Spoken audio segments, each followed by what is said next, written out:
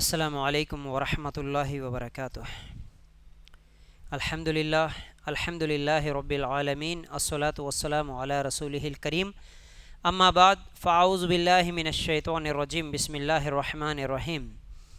ہر قسم کی تعریف، حمد و ثنا، کبریائی اور بڑائی اس اللہ رب العزت کے لیے ہیں جو تمام جہانوں کا پالنے والا رب ہے، اور اسی طرح اس کے آخری نبی محمد الرسول اللہ صلی اللہ علیہ وسلم پر بے شمار درود و سلام ہو۔ حمد و ثنا کے بعد آج ہم لوگ خلاصہ تفسیر قرآن میں 14واں پارہ سننے والے ہیں۔ اللہ کے فضل و کرم سے 13 پارے مکمل ہو گئے، تو آج 14واں پارہ انشاءاللہ سمجھنے کی کوشش کریں گے۔ اس پارے میں 2 سورتیں ہیں، ایک سورہ حجر اور دوسرا ہے سورۃ النحل۔ سورۃ الحجر یہ بھی مکی سورت ہے، یعنی مکہ میں ہی اللہ کے رسول صلی اللہ علیہ وسلم جب تھے اسی وقت یہ سورت نازل ہوئی، اور اللہ کے رسول صلی اللہ علیہ وسلم جب مکہ کے لوگوں کو دعوت دیتے تھے تو وہ لوگ اللہ کے رسول صلی اللہ علیہ وسلم کا مذاق اڑاتے تھے، ہٹ دھرمی کرتے تھے، ظلم و ستم کی حد ہو گئی تھی، اور دوسری طرف اللہ کے رسول صلی اللہ علیہ وسلم کی حالت یہ تھی کہ دعوت دے دے کر بہت زیادہ مشکل اور پریشانی میں تھک چکے تھے۔ اللہ کے رسول صلی اللہ علیہ وسلم بہت زیادہ تھک چکے تھے، تو اللہ تعالیٰ نے اس صورت کے مختلف واقعات کے ذریعے ایک طرف دعوت کا انکار کرنے والوں کو سخت تنبیہ کی، یعنی اس صورت میں اللہ تعالیٰ جو لوگ بھی اس دعوت کا، اسلام کا انکار کرتے ہیں ان کے لیے سخت تنبیہ بھی کرے، اور دوسری طرف اللہ کے رسول صلی اللہ علیہ وسلم کو تسلی بھی دی جا رہی ہے کہ عنقریب وہ وقت آنے والا ہے جب یہ اپنی حرکتوں پر افسوس کریں گے اور کہیں گے کہ کاش ہم بھی مسلمان ہوتے، یعنی وہ وقت بھی آنے والا ہے۔ تو بہرحال سورۃ الحجر آیت نمبر 1 2 اگر ہم لوگ نکال کر دیکھیں گے، اللہ تعالیٰ کہتا ہے الف لام را تلک آیات الکتاب وقرآن مبین ربما یود الذین کفروا لو کانوا مسلمین۔ پھر اس کے بعد یہ کامل کتاب اور واضح قرآن کی آیات ہے، بہت بار چاہیں گے وہ لوگ جنہوں نے کفر کیا کاش وہ کسی طرح کے مسلم ہوتے۔ دیکھو اللہ تعالیٰ اس آیت میں بول رہا ہے کہ وہ لوگ چاہیں گے، بعد میں عنقریب ان کو معلوم ہوگا کہ کاش ہم لوگ بھی مسلمان ہوتے تو بہتر تھا۔ پھر اس کے بعد اللہ کے رسول صلی اللہ علیہ وسلم جب یہ دعوت دے رہے تھے تو یہ لوگ اللہ کے عذاب کا چیلنج کر رہے تھے۔ دراصل بات یہ ہے کہ اللہ کے ہاں ہر کام ایک سسٹم سے ہوتا ہے، کسی کے کہنے پر وہ سسٹم تبدیل نہیں ہوتا۔ تو پہلی قوموں نے بھی اپنے رسولوں کا مذاق اڑایا، جب ان کا مقررہ وقت آ گیا تو ان پر ذرا بھی اللہ تعالیٰ ڈھیل نہیں دیا، اللہ تعالیٰ ان کے اوپر عذاب بھیج دیا۔ اسی طرح یہ لوگ بھی عذاب کو چیلنج کر رہے تھے، بھیجو تم جو عذاب کا ہم لوگوں کو ڈرا رہے، کب آتا اللہ کا عذاب، بھیجو اگر تم سچے ہو۔ تو اللہ تعالیٰ کہتا ہے سورہ حجر کی آیت نمبر 4 اور 5 میں وَمَا أَهْلَكْنَا مِن قَرْيَةٍ إِلَّا وَلَهَا كِتَابٌ مَعْلُومٌ مَا تَسْبِقُ مِنْ أُمَّةٍ أَجَلَهَا وَمَا يَسْتَأْخِرُونَ۔ اور ہم نے کسی بستی کو ہلاک نہیں کیا مگر اس حال میں کہ اس کے لیے ایک مقرر لکھا ہوا وقت تھا، کوئی امت اپنے مقررہ وقت سے نہ آگے بڑھتی ہے اور نہ وہ پیچھے رہتے ہیں، یعنی اللہ تعالیٰ کا ایک وقت ہوتا ہے کب عذاب بھیجنا۔ اب وہ وقت جب آتا ہے تو ایک لمحہ بھی اللہ تعالیٰ آگے پیچھے نہیں کرتا۔ اب قوم جب بولے تب اللہ تعالیٰ عذاب نہیں بھیجتا، اللہ تعالیٰ پہلے سے جب لکھا تبھی اللہ تعالیٰ کا عذاب آتا ہے۔ پھر اس کے بعد اللہ کے رسول صلی اللہ علیہ وسلم کو تسلی دی جا رہی ہے۔ اہل مکہ رسول اللہ صلی اللہ علیہ وسلم کا مذاق اڑاتے ہوئے آپ کو مجنون کہتے تھے، مجنون یعنی دیوانہ بولتے تھے۔ اللہ کے رسول صلی اللہ علیہ وسلم ارے یہ تو دیوانہ ہے، یہ تو پاگل ہے، نعوذ باللہ، اس طرح کی باتیں کرتے تھے، اور کبھی آپ کو چیلنج کرتے ہوئے کہتے تھے کہ اگر آپ سچے ہیں تو فرشتوں کو ہمارے پاس لے کر آ کے دکھاؤ، اس طرح چیلنج بھی کرتے تھے۔ تو اللہ تعالیٰ سورہ حجر کی آیت نمبر 6 سے 8 میں اللہ تعالیٰ کہتا ہے وَقَالُوا یا ایھا الذی نزل علیہ الذکر انک لمجنون لو ما تأتینا بالملائکۃ ان کنت من الصادقین ما ننزل الملائکۃ الا بالحق وما کانوا اذا منظرین۔ انہوں نے کہا اے وہ شخص جس پر یہ نصیحت نازل کی گئی، بے شک تو دیوانہ ہے، یعنی اللہ کے رسول صلی اللہ علیہ وسلم کو بول رہے، بولے تو دیوانہ ہے، تو ہمارے پاس فرشتہ کیوں نہیں لے کے آتا؟ اگر تو سچوں میں ہے، سچا ہے تو فرشتوں کو دکھا۔ اگر تو بول رہا نا کہ میں سچا رسول ہوں، نبی کے اللہ کے پاس سے میں آیا ہوں، اگر تو سچا ہے تو ہمارے آنکھوں کے سامنے فرشتوں کو دکھا۔ اور اللہ تعالیٰ کہتا ہے ہم فرشتوں کو نہیں اتارتے مگر حق کے ساتھ، اور اس وقت وہ مہلت دیے گئے نہیں ہوتے. یعنی اللہ تعالیٰ کیا بول رہا؟ فرشتے اترتے. تم پوچھ رہے نا فرشتہ کیوں نہیں اترتا، بلکہ فرشتے ضرور اترتے، لیکن فرشتے کب اترتے؟ اللہ کا عذاب بھیجنے کے لیے فرشتے اترتے. تم بلائے جب فرشتے نہیں اترتے، اور جب فرشتے اتریں گے تو تمہارے کو ٹائم نہیں ملتا. پھر فرشتے جب عذاب دینے کے لیے آئیں گے تمہارے کو توبہ کرنے کا ٹائم بھی نہیں ملتا. دیکھیے ایک یہاں پر ایک واقعہ بھی ہے صحیح مسلم میں. اللہ کے رسول صلی اللہ علیہ وسلم کے پاس ایک مرتبہ ابن عباس رضی اللہ تعالیٰ عنہ کہتے ہیں کہ ایک قبیلے کا زماد نام کا ایک شخص جو ہے وہ آیا. یعنی اس وقت اللہ کے رسول صلی اللہ علیہ وسلم کے تعلق سے لوگ کہتے تھے کہ یہ دیوانہ ہے، یہ پاگل ہے. اور یہ جو زماد تھے یہ آسیب کا یعنی جادو کا علاج کرنے والے تھے. جب وہ مکہ آئے تو محمد صلی اللہ علیہ وسلم کے تعلق سے لوگ کہنے لگے یہ جو محمد ہے ان کے اوپر جادو ہو گیا، یہ پاگلوں کی طرح حرکتیں کرتے ہیں، اس طرح کہنے لگے. تو وہ آدمی کہنے لگا اگر میں اس آدمی کو دیکھ لوں تو شاید اللہ تعالیٰ اسے میرے ہاتھوں شفا دے دے.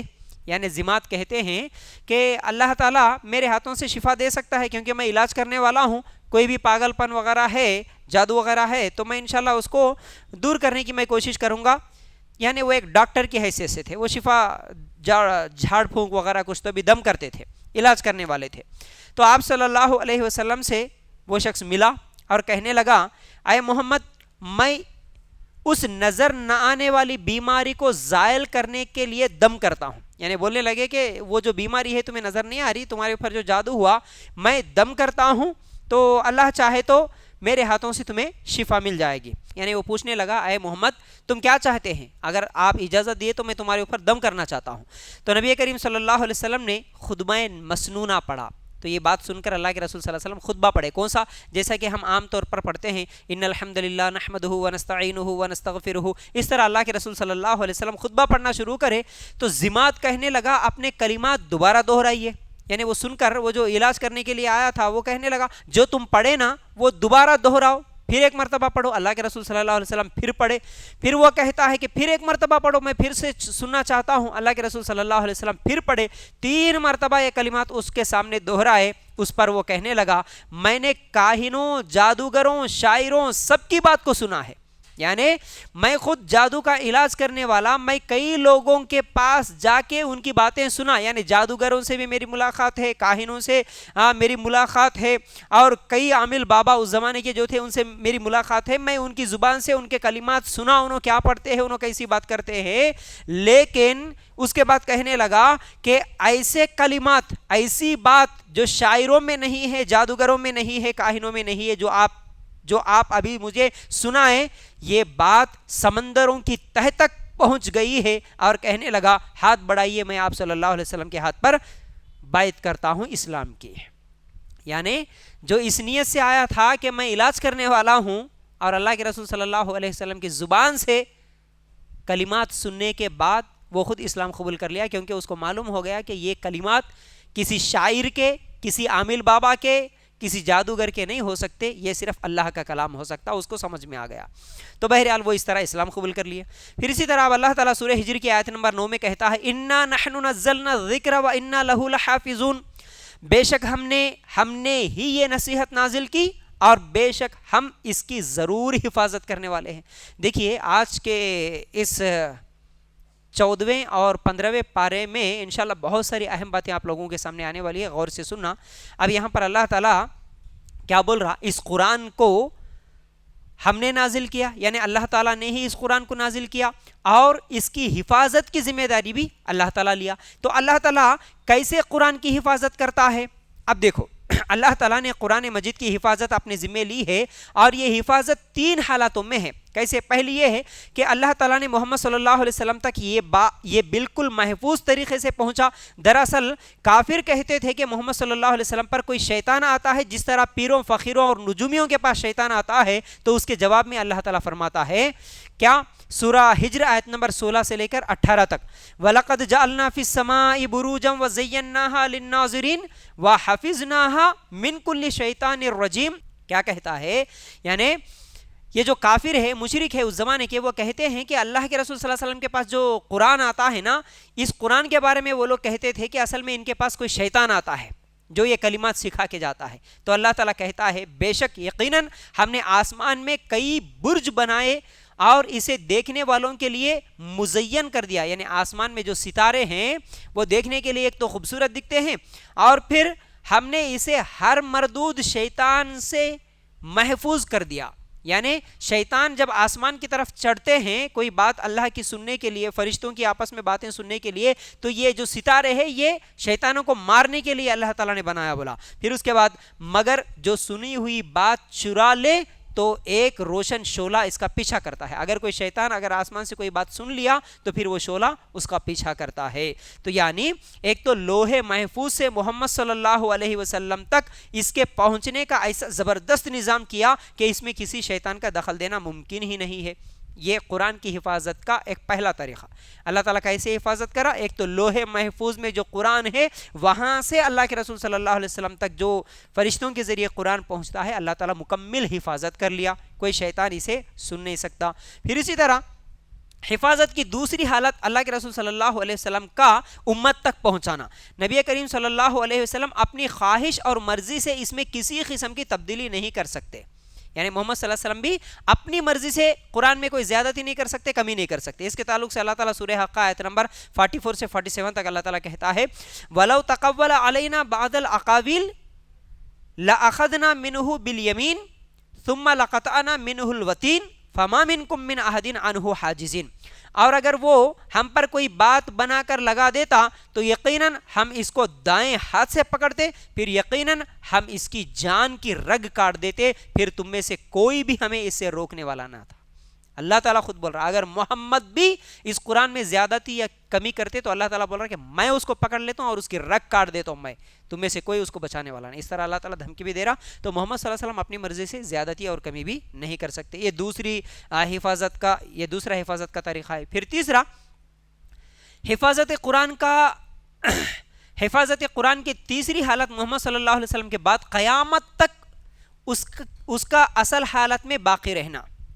یعنی اب محمد صلی اللہ علیہ وسلم صحابہ کو بتا دیے قرآن، اور اب اس قرآن کو قیامت تک حفاظت کرنا یہ بھی اللہ تعالیٰ کی ذمہ داری ہے۔ کیسے؟ پہلی کتابوں میں انبیاء کے بعد علماء اپنی اپنی خواہشات کے مطابق تبدیلیاں کرتے تھے، تب اللہ تعالیٰ اس کتاب کو منسوخ کر کے دوسرے نبی اور دوسری کتاب بھیجتا تھا۔ یعنی پہلے بھی اللہ تعالیٰ جو کتابیں بھیجا تو ان کے علماء کیا کرتے تھے؟ تبدیل کر دیتے تھے، کچھ بھی اپنی مرضی سے لکھ دیتے تھے، جو ان کو پسند نہیں آیا اسے نکال دیتے تھے۔ تو اللہ تعالیٰ کیا کرتا تھا؟ پھر دوسرے نبیوں کو بھیجتا تھا، اس کتاب کو منسوخ کر دیتا تھا۔ لیکن محمد صلی اللہ علیہ وسلم قیامت تک کے لیے نبی ہے اور قرآن قیامت تک کے لیے ابدی کتاب ہے، یعنی آپ کے بعد نہ کوئی نبی آنے والا ہے اور نہ کوئی نئی کتاب آنے والی ہے۔ تو ضروری تھا کہ لوگوں کی ہدایت کے لیے اس کتاب کو قیامت تک کے لیے محفوظ کر دیا جاتا، تاکہ بعد میں آنے والے لوگوں کو درست رہنمائی ملتی۔ تاریخ گواہ ہے کہ قرآن مجید اللہ کے رسول صلی اللہ علیہ وسلم کے بعد سے آج تک محفوظ ہے اور قیامت تک محفوظ رہے گا۔ اب کیونکہ کوئی کتاب آنے والی نہیں ہے اور کوئی نبی آنے والے نہیں ہیں، اللہ تعالیٰ اس کی ایسی حفاظت کرا، جو اللہ کے رسول اور صحابہ کے زمانے میں قرآن لکھی گئی ہے وہ قرآن، اور آج دنیا کے کسی بھی کونے میں کسی بھی ملک میں جہاں بھی قرآن ہے اگر اس کو نکال کر دیکھیں گے قرآن میں ذرہ برابر ہم کو تبدیلی نہیں دکھتی، سیم ٹو سیم جیسے صحابہ کے زمانے میں تھی ویسے ہی آج بھی موجود ہے قرآن۔ اب اس کے بعد اللہ تعالیٰ جنات اور انسانوں کی جو تخلیق ہے، یعنی ان کو جو پیدا کیا، اس کے تعلق سے کہتا ہے سورہ ہجر آیت نمبر 26 اور 27 میں وَلَقَدْ خَلَقْنَا الْإِنسَانَ مِنْ صَلْصَالٍ مِّنْ حَمَإٍ مَّسْنُونٍ وَالْجَانَّ خَلَقْنَاهُ مِنْ قَبْلُ مِنْ نَارِ السَّمُومِ۔ اور بے شک یقیناً ہم نے انسان کو ایک بجنے والی مٹی سے پیدا کیا جو بدبودار سیاہ کیچڑ سے تھی۔ جنوں کو اس سے پہلے لو کی آگ سے پیدا کیا۔ جنوں کو کس سے بنایا بول رہا اللہ تعالیٰ؟ آگ سے، انگار سے، اور انسانوں کو مٹی سے۔ اور وہ مٹی کیسی تھی؟ اس مٹی کے تعلق سے آتا ہے کہ ایک تو مٹی خشک تھی، یعنی سوکھی بھی تھی، اور عام مٹی تھی، اور گیلی مٹی بھی تھی، اور لیس دار چمکدار مٹی بھی تھی، اور بدبودار مٹی بھی تھی، اور اسی طرح حرارت سے پکائی ہوئی مٹی بھی تھی، اور اسی طرح آواز ٹھن ٹھن بجنے والی آواز والی مٹی بھی تھی۔ تو اس کے تعلق سے رسول اللہ صلی اللہ علیہ وسلم نے فرمایا اللہ تعالیٰ نے آدم کو ایک مٹھی مٹی سے پیدا کیا جس کو اس نے ساری زمین سے لیا تھا، یعنی وہ جو مٹی تھی اسے ساری زمین سے اللہ تعالیٰ لیا تھا، اور چنانچہ آدم علیہ السلام کی اولاد اپنی مٹی کی مناسبت سے مختلف رنگ کی ہے، کوئی سفید، کوئی سرخ، کوئی کالا، اور کوئی ان کے درمیان، کوئی نرم، کوئی سخت، کوئی خبیث اور کوئی پاک۔ یہ حدیث ابن سنن ابو داؤد میں ہے، یعنی زمین کی ہر جگہ سے تھوڑی تھوڑی مٹی لے کے اللہ تعالیٰ آدم علیہ السلام کو بنایا۔ اس لیے ہم دیکھتے ہیں انسان کوئی کالا ہے، کوئی گورا ہے، کوئی درمیانی کلر کا ہے، تو کوئی سخت ہے، کوئی نرم ہے، تو بہرحال اللہ تعالیٰ اس طرح آدم علیہ السلام کو بنایا۔ پھر اس کے بعد قرآن کو اللہ تعالیٰ دنیا کی سب سے بڑی دولت کہتا ہے، سب سے بڑی دولت کیسے؟ اللہ تعالیٰ سورہ ہجر آیت نمبر 87 سے 88 میں کہتا ہے وَلَقَدْ آتَيْنَاكَ سَبْعًا مِّنَ الْمَثَانِي وَالْقُرْآنَ الْعَظِيمَ لَا تَمُدَّنَّ عَيْنَيْكَ إِلَى مَا مَتَّعْنَا بِهِ أَزْوَاجًا مِّنْهُمْ وَلَا تَحْزَنْ عَلَيْهِمْ وَاخْفِضْ جَنَاحَكَ لِلْمُؤْمِنِينَ۔ اور بے شک یقیناً ہم نے تجھے بار بار دہرائی جانے والی 7 آیتیں اور بہت عظمت والا قرآن عطا کیا ہے، اپنی آنکھیں اس چیز کی طرف ہرگز نہ اٹھا جس کے ساتھ ہم نے ان کے مختلف قسم کے لوگوں کو فائدہ دیا ہے، اور نہ ان پر غم کر اور اپنا بازو مومنوں کے لیے جھکا دے۔ یعنی اللہ تعالیٰ کہتا ہے تو ان لوگوں کی طرف مت دیکھ جن کو اللہ تعالیٰ مال دیا، دولت دیا، اللہ کے رسول کو بول رہا ہے کہ تو ان کی طرف دیکھ مت، اور ان کو اللہ تعالیٰ دنیا دیا، دولت دیا، مال دیا بول کے اس طرح فکر مت کر، کیونکہ اللہ تعالیٰ تجھے قرآن دیا۔ اس کا مطلب قرآن سے بڑھ کر یہ دنیا کی دولت نہیں ہوتی، تو سب سے بڑی دولت تو قرآن ہے۔ پھر اس کے بعد اب یہ سورہ حجر مکمل ہوا، ٹھیک ہے، سورہ حجر مکمل ہونے کے بعد سورہ نحل شروع ہوتا ہے۔ سورہ نحل سورہ نمبر 16 ہے، قرآن کا سورہ نمبر 16 ہے، یہ بھی مکی صورت ہے، اور مکی صورت کا مطلب یاد رکھ لینا مکہ میں نازل ہوا، ٹھیک ہے، اور مکی زندگی کے آخری دور میں یہ نازل ہوا جب کافر مسلمانوں پر بے تحاشا سختیاں کر رہے تھے، ظلم کر رہے تھے، مکے کے مشرک مسلمانوں پر بہت زیادہ ظلم کر رہے تھے، اس وقت کیا ہے یہ صورت نازل ہوئی۔ اس صورت میں اللہ تعالیٰ اپنی نعمتوں کا تذکرہ کرتا ہے۔ کیسے کیسے نعمتوں کا تذکرہ کرتا ہے دیکھیے، مختصر یہ ہے، اگر آپ قرآن سورہ نحل شروع کریں گے بہت ساری نعمتوں کو اللہ تعالیٰ گناتا، جیسا کہ اللہ تعالیٰ زمین و آسمانوں کو کیسے پیدا کیا، پھر اس کے بعد انسان کو ایک خطرے سے اللہ تعالیٰ پیدا کیا، پھر اس کے بعد چوپائے جانوروں کو اللہ تعالیٰ کیسے پیدا کیا، اور وہ جانوروں سے گرمی کا سامان اور بہت سارا فائدہ ہوتا ہے اور تم کھاتے ہو، یعنی جو گرمی کا سامان کا مطلب چادریں وغیرہ بناتے ہیں اسی جانور کے بالوں سے، پھر اسی طرح کئی جانور جس سے تم کھاتے ہو اور تمہارے لیے، اور ان کپڑوں میں کیا ہے زینت بھی ہے، پھر اسی طرح پھر وہ جانور تمہارا وزن بوجھ بھی اٹھا کے لے جاتے، یعنی اس زمانے میں گدھے اور گھوڑے جو بھی خچر وغیرہ تھے وہ سامان سفر کا بھی اٹھا کے لے جاتے تھے، سواری کے لیے بھی کام آتے تھے۔ پھر اسی طرح اللہ تعالیٰ گھوڑوں کا تذکرہ کرتا ہے، گدھوں کا تذکرہ کرتا ہے، اور یہ سب تمہارے لیے ایک زینت بھی ہے، یعنی تم اس سے خوش بھی ہوتے ہو۔ اور پھر اسی طرح آسمان سے پانی اتارا جس سے تم پیتے ہو، اور پودے وغیرہ اگایا اللہ تعالیٰ۔ پھر اسی طرح کھیتی کرتے ہو، زیتون، انگور، کھجور، یہ الگ الگ قسم کے پھل تم اگاتے ہو، کھاتے ہو، اس میں بہت بڑی نشانی ہے لوگوں کے لیے۔ پھر اس کے بعد اللہ تعالیٰ کہتا ہے رات کو اللہ تعالیٰ کیسے دن سے نکال رہا، دن کو رات سے کیسے نکال رہا، سورج کو کیسے بنایا، ستاروں کو کیسے بنایا۔ ہاں، یہ تمام چیزوں میں بہت سارے غور و فکر کرنے والوں کے لیے نصیحت ہے، نشانی ہے۔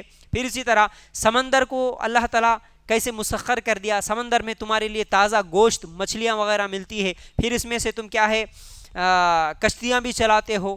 یہ تمام چیزوں کا اللہ تعالیٰ ذکر کرتے ہوئے دودھ اور شہد کا بھی اللہ تعالیٰ ذکر کر رہا ہے۔ ایک جانور ہے جس کے اندر خون ہے، گوبر ہے، لیکن اس کے درمیان سے اللہ تعالیٰ تمہارے لیے پینے کے لیے کیسے دودھ بنایا، اور شہد کی مکھی کیسے الگ الگ درختوں پہ جاتی ہے، پھولوں پہ، درختوں پہ بیٹھتی ہے، پھر وہاں سے وہ چوستی ہے، پھر بعد میں وہ تمہارے لیے ایک پاکیزہ شہد نکالتی ہے جس میں شفا بھی ہے۔ یہ تمام چیزیں اللہ تعالیٰ گناتا ہے ان شروع کے آیتوں میں۔ یہ سب چیزیں گنانے کے بعد اللہ تعالیٰ صرف لوگوں کو نصیحت کرتا ہے کہ دیکھو اللہ کیسے بنایا ہے یہ سب چیزیں، تم غور کرو، تم فکر کرو، تو تمہارے لیے عقل مندوں کے لیے کیا ہے اس میں نشانیاں ہیں، اللہ تعالیٰ کیسے بنایا۔ پھر اس کے بعد اللہ تعالیٰ گھر کے تعلق سے کہتا ہے، سورہ نحل آیت نمبر 80 اور 81، واللہ جعل لکم من بیوتکم سکنا وجعل لکم من جلود الانعام بیوتا تستخفونها یوم ظعنکم و یوم اقامتکم ومن اسوافها واوبارها واشعارها اثاثا ومتاعا الى حين والله جعل لكم مما خلق ظلالا وجعل لكم من الجبال اكنانا وجعل لكم سرابيل تقيكم الحر وسرابيل تقيكم بأسكم كذلك يتم نعمته عليكم لعلكم تسلمون. اللہ تعالیٰ نے تمہارے گھروں سے رہنے کی جگہ بنا دی اور تمہارے لیے چوپایوں کی کھالوں سے ایک گھر بنائے جنہیں تم اپنے کوچ کے دن اور اپنے قیام کے دن ہلکا پھلکا پاتے ہو اور ان کی اونوں سے اور ان کی پشموں سے اور ان کے بالوں سے گھر کا سامان ایک وقت تک فائدہ اٹھانے کی چیزیں بناتے ہو. یعنی اللہ تعالیٰ یہاں پر اللہ کی نشانیوں میں سے یہ بھی ہے کہ اللہ تعالیٰ تمہارے لیے رہنے کا گھر بھی بنا دیا, اور گھر بھی کیسے بنا ہے یہ تمام چیزیں اللہ تعالیٰ واضح کر رہا ہے. پھر اس کے بعد اللہ تعالیٰ یہ تمام نعمتیں کس لیے دیا؟ یعرفون نعمت اللہ ثم ینکرونہا واکثرہم الکافرون, اور اللہ کی نعمتوں کو پہچانتے ہیں پھر اس کا انکار کرتے ہیں اور ان میں سے اکثر ناشکرے ہیں. یعنی نعمتیں عطا کرنے کا مقصد بیان کیا کہ تم فرما بردار بن جاؤ, لیکن لوگوں کی حالت یہ ہے کہ ان کی اکثریت ناشکری ہے. یہ تمام نعمتیں اللہ تعالیٰ اس لیے دیا تاکہ تم اس کی شکر گزار بندے بنو, اس کا شکریہ ادا کرو. اللہ اتنی چیزیں دیا, کھانے کے لیے کیسا انتظام کرا, پینے کے لیے کیسے انتظام کرا, سفر کے لیے جانوروں کو کیسا انتظام کرا, سمندروں سے کھانے کی چیزیں, جانوروں سے کھانے کی چیزیں, یہ سب میرے لیے بنایا. رات کو آرام کے لیے بنایا, دن کو کام کرنے کے لیے بنا دیا, سورج بھی میرے فائدے کے لیے بنایا, چاند بھی میرے فائدے کے لیے بنایا. یہ سب چیزیں اللہ تعالیٰ تمہارے لیے بنایا, تو تم اللہ تعالیٰ کا شکریہ ادا کرو, اللہ کے شکر گزار بندے بنو. پھر اس کے بعد اللہ تعالیٰ مشرکین جو ہے اللہ کے علاوہ دوسروں کی عبادت کرنے والے, ان کے معبودوں کے تعلق سے کہتا ہے سورہ نحل آیت نمبر 20-21 میں, والذین یدعون من دون اللہ لا یخلقون شیئا وهم یخلقون اموات غیر احیاء وما یشعرون ایان یبعثون. اور وہ لوگ جنہیں وہ اللہ کے سوا پکارتے ہیں, یعنی اللہ کے سوا جو بھی دوسروں کی عبادت کرتے, پوجا پاٹ کرتے ہیں, وہ کچھ بھی پیدا نہیں کرتے, وہ خود پیدا ہوئے ہیں. وہ کچھ تو بھی پیدا کرے کیا زمین و آسمان میں, یہ تمام چیزوں میں نہیں, بلکہ وہ خود پیدا کیے گئے ہیں. اور اللہ تعالیٰ کہتا ہے وہ مردے ہیں, اموات. تم جن کو درگاہ بول کے, ولی بول کے, وہ زندہ ہے, ہمارے بابا ہے, سمجھ رہے نا, اللہ تعالیٰ بول رہا وہ مردے ہیں, وہ زندہ نہیں, اور وہ یہ بھی نہیں جانتے کہ کب اٹھائے جائیں گے. اللہ ان کو کب قیامت کے دن اٹھاتا وہ بھی ان کو نہیں معلوم, انہوں خود خبر میں پڑ کے ہے, انہوں خود مر کے ہے, انہوں خود مردے ہیں, کچھ بھی نہیں معلوم, انہوں خبر میں ہے. اگر اچھے ہیں تو جنت کی ٹھنڈی ہوائیں پاتے ہوئے سکون سے سو کے ہیں, اگر گناہ گار ہے تو اللہ کا عذاب ان کے اوپر مسلط ہے. اب تم وہاں پر درگاہ کے پاس جا کے چادراں لے کے جا رہے, پھولاں لے کے جا رہے, ملیدے کر رہے, نظر کر رہے, نیاز کر رہے, جا کے دعا کر رہے, تم ناک رگڑ رہے, تم کیا کر رہے ان کو نہیں معلوم. تم سمجھ رہے ہمارے ولی زندہ ہے خبر میں بول کے تم سمجھ رہے. اللہ تعالیٰ واضح کر دیا سورہ نحل آیت نمبر 20-21 میں, انہوں زندہ نہیں ہے, انہوں مر کے ہے. ان کو تم آ کے خبر پہ کیا کر رہے وہ تو معلوم کرنا دور کی بات, انہوں قیامت کے دن کب اڑتے وہ خبر سے ان کو یہ بھی نہیں معلوم بول دیا اللہ تعالیٰ. پھر اس کے بعد مومن کے موت کے وقت مشرکین اور مومنوں کی حالت کیسی ہوتی اللہ تعالیٰ ایک آیت میں واضح کر دیا. یعنی جب موت آتی ہے نا تو موت کے وقت کیا ہوتا ہے. اللہ تعالیٰ کہتا ہے سورہ نحل آیت نمبر 28 اور 29 میں, الذین تتوفاہم الملائکۃ ظالمی انفسہم فالقوا السلم ما کننا نعمل من سوء بلا ان اللہ علیم بما کنتم تعملون فادخلوا ابواب جہنم خالدین فیہا فلبئس مثوی المتکبرین. یعنی اللہ تعالیٰ کہتا ہے جنہیں فرشتے اس حال میں روح قبض کرتے ہیں, یعنی اس حال میں قبض کرتے ہیں کہ وہ اپنی جانوں پر ظلم کرنے والے ہوتے, یعنی گناہ گار لوگ جب مرتے نا فرشتے ان کے پاس آ کے روح قبض کرتے نا تو وہ فرما برداری پیش کرتے ہیں کہ ہم کوئی برا کام نہیں کیا کرتے تھے. یعنی وہ لوگ بولتے نہیں ہم کچھ بھی غلط نہیں کرے, اس طرح ڈرتے. کیوں نہیں؟ یقیناً اللہ خوب جاننے والا ہے جو تم کیا کرتے تھے, بس جہنم کے دروازوں میں داخل ہو جاؤ, ہمیشہ اس میں رہنے والے ہو, سو بلا شبہ وہ تکبر کرنے والوں کا برا ٹھکانہ ہے. فرشتے اسی وقت ان کو روح قبض کرتے ہیں, اسی وقت بولتے ہیں کہ تم جہنم میں جانے والے ہو. پھر اس کے بعد نیک لوگوں کے تعلق سے اللہ تعالیٰ سورہ نحل آیت نمبر 32 میں کہتا ہے الذین تتوفاہم الملائکۃ طیبین یقولون السلام علیکم ادخلوا الجنۃ بما کنتم تعملون، جنہیں فرشتے اس حال میں قبض کرتے ہیں کہ وہ پاک ہوتے ہیں، کہتے ہیں سلام ہو تم پر، جنت میں داخل ہو جاؤ اس کے بدلے جو تم کیا کرتے تھے۔ یعنی نیک لوگوں کی روح قبض کرنے کے لیے جب فرشتے آتے ہیں تو ان کو سلام کرتے ہیں، لیکن برے لوگوں کی روح قبض کرنے کے لیے آتے ہیں تو ان کو مار مار کے ان کی روح قبض کرتے ہیں، اور جنت جو نیک لوگ ہوتے ہیں ان کو جنت کی خوشخبری اسی وقت سنا دیتے ہیں۔ پھر اس کے بعد اللہ تعالیٰ سورہ نحل میں اس کائنات کی ہر چیز اللہ کو سجدہ کر رہی ہے، یہ بات واضح کر دیا۔ سورہ نحل کے آیت نمبر 48 سے لے کے 50 تک اگر ہم پڑھیں گے تو کیسے؟ اولم یروا الی ما خلق اللہ من شیء یتفیأ ظلالہ عن الیمین والشمائل سجدا للہ وہم داخرون وللہ یسجد ما فی السماوات وما فی الارض من دابۃ والملائکۃ وہم لا یستکبرون یخافون ربہم من فوقہم ویفعلون ما یؤمرون۔ کیا انہوں نے اس کو نہیں دیکھا جسے اللہ نے پیدا کیا؟ جو بھی چیز ہو کہ اس کے سائے دائیں طرف سے اور بائیں طرفوں سے اللہ کو سجدہ کرتے ہوئے ڈھلتے ہیں، اس حال میں کہ وہ عاجز ہیں۔ یعنی کائنات میں جو بھی چیز ہے، درخت ہو، جانور ہو، یا پھر جتنی بھی چیزیں ہم دیکھ رہے ہیں، وہ سب اللہ کی عبادت کرتے ہیں، وہ اللہ تعالیٰ کے سامنے سجدہ کرتے ہیں۔ اب ان کی عبادت کیسی ہے ہم کو نہیں معلوم، لیکن ہر چیز اللہ تعالیٰ کی عبادت کر رہی ہے۔ اللہ تعالیٰ اس آیت میں واضح کر دیا، اور اللہ تعالیٰ کہتا ہے کہ یہ فرشتے جو ہے کبھی بھی تکبر نہیں کرتے اور وہ سب اللہ تعالیٰ کی عبادت کرتے ہیں۔ قرآن کے تعلق سے کہتا ہے قرآن کا ادب کرنا۔ کیسے ادب کرنا؟ جیسا کہ ہم لوگ یہ جو سلسلہ شروع کرے رمضان میں، ڈیلی قرآن ہم لوگ سمجھنے کی کوشش کریں گے، ڈیلی ایک پارہ، تو اس وقت میں ہی آپ لوگوں کے سامنے ایک آیت پیش کرا تھا جو کہ سورہ نحل کی آیت نمبر 98 ہے، جس میں اللہ تعالیٰ کہتا ہے فَإِذَا قَرَأْتَ الْقُرْآنَ فَاسْتَعِذْ بِاللَّهِ مِنَ الشَّيْطَانِ الرَّجِيمِ۔ مطلب کیا ہے اس کا؟ جب بھی قرآن پڑھے تو مردود شیطان سے اللہ کی پناہ طلب کرو۔ مطلب شیطان ہم لوگ جب بھی قرآن کی تلاوت کریں گے شیطان سے پناہ مانگنا، یعنی اعوذ باللہ من الشیطان الرجیم پڑھنا ہے۔ جب بھی قرآن پڑھتے اعوذ باللہ من الشیطان الرجیم ہم کو پڑھنے کا اللہ تعالیٰ حکم دیتا ہے۔ پھر اس کے بعد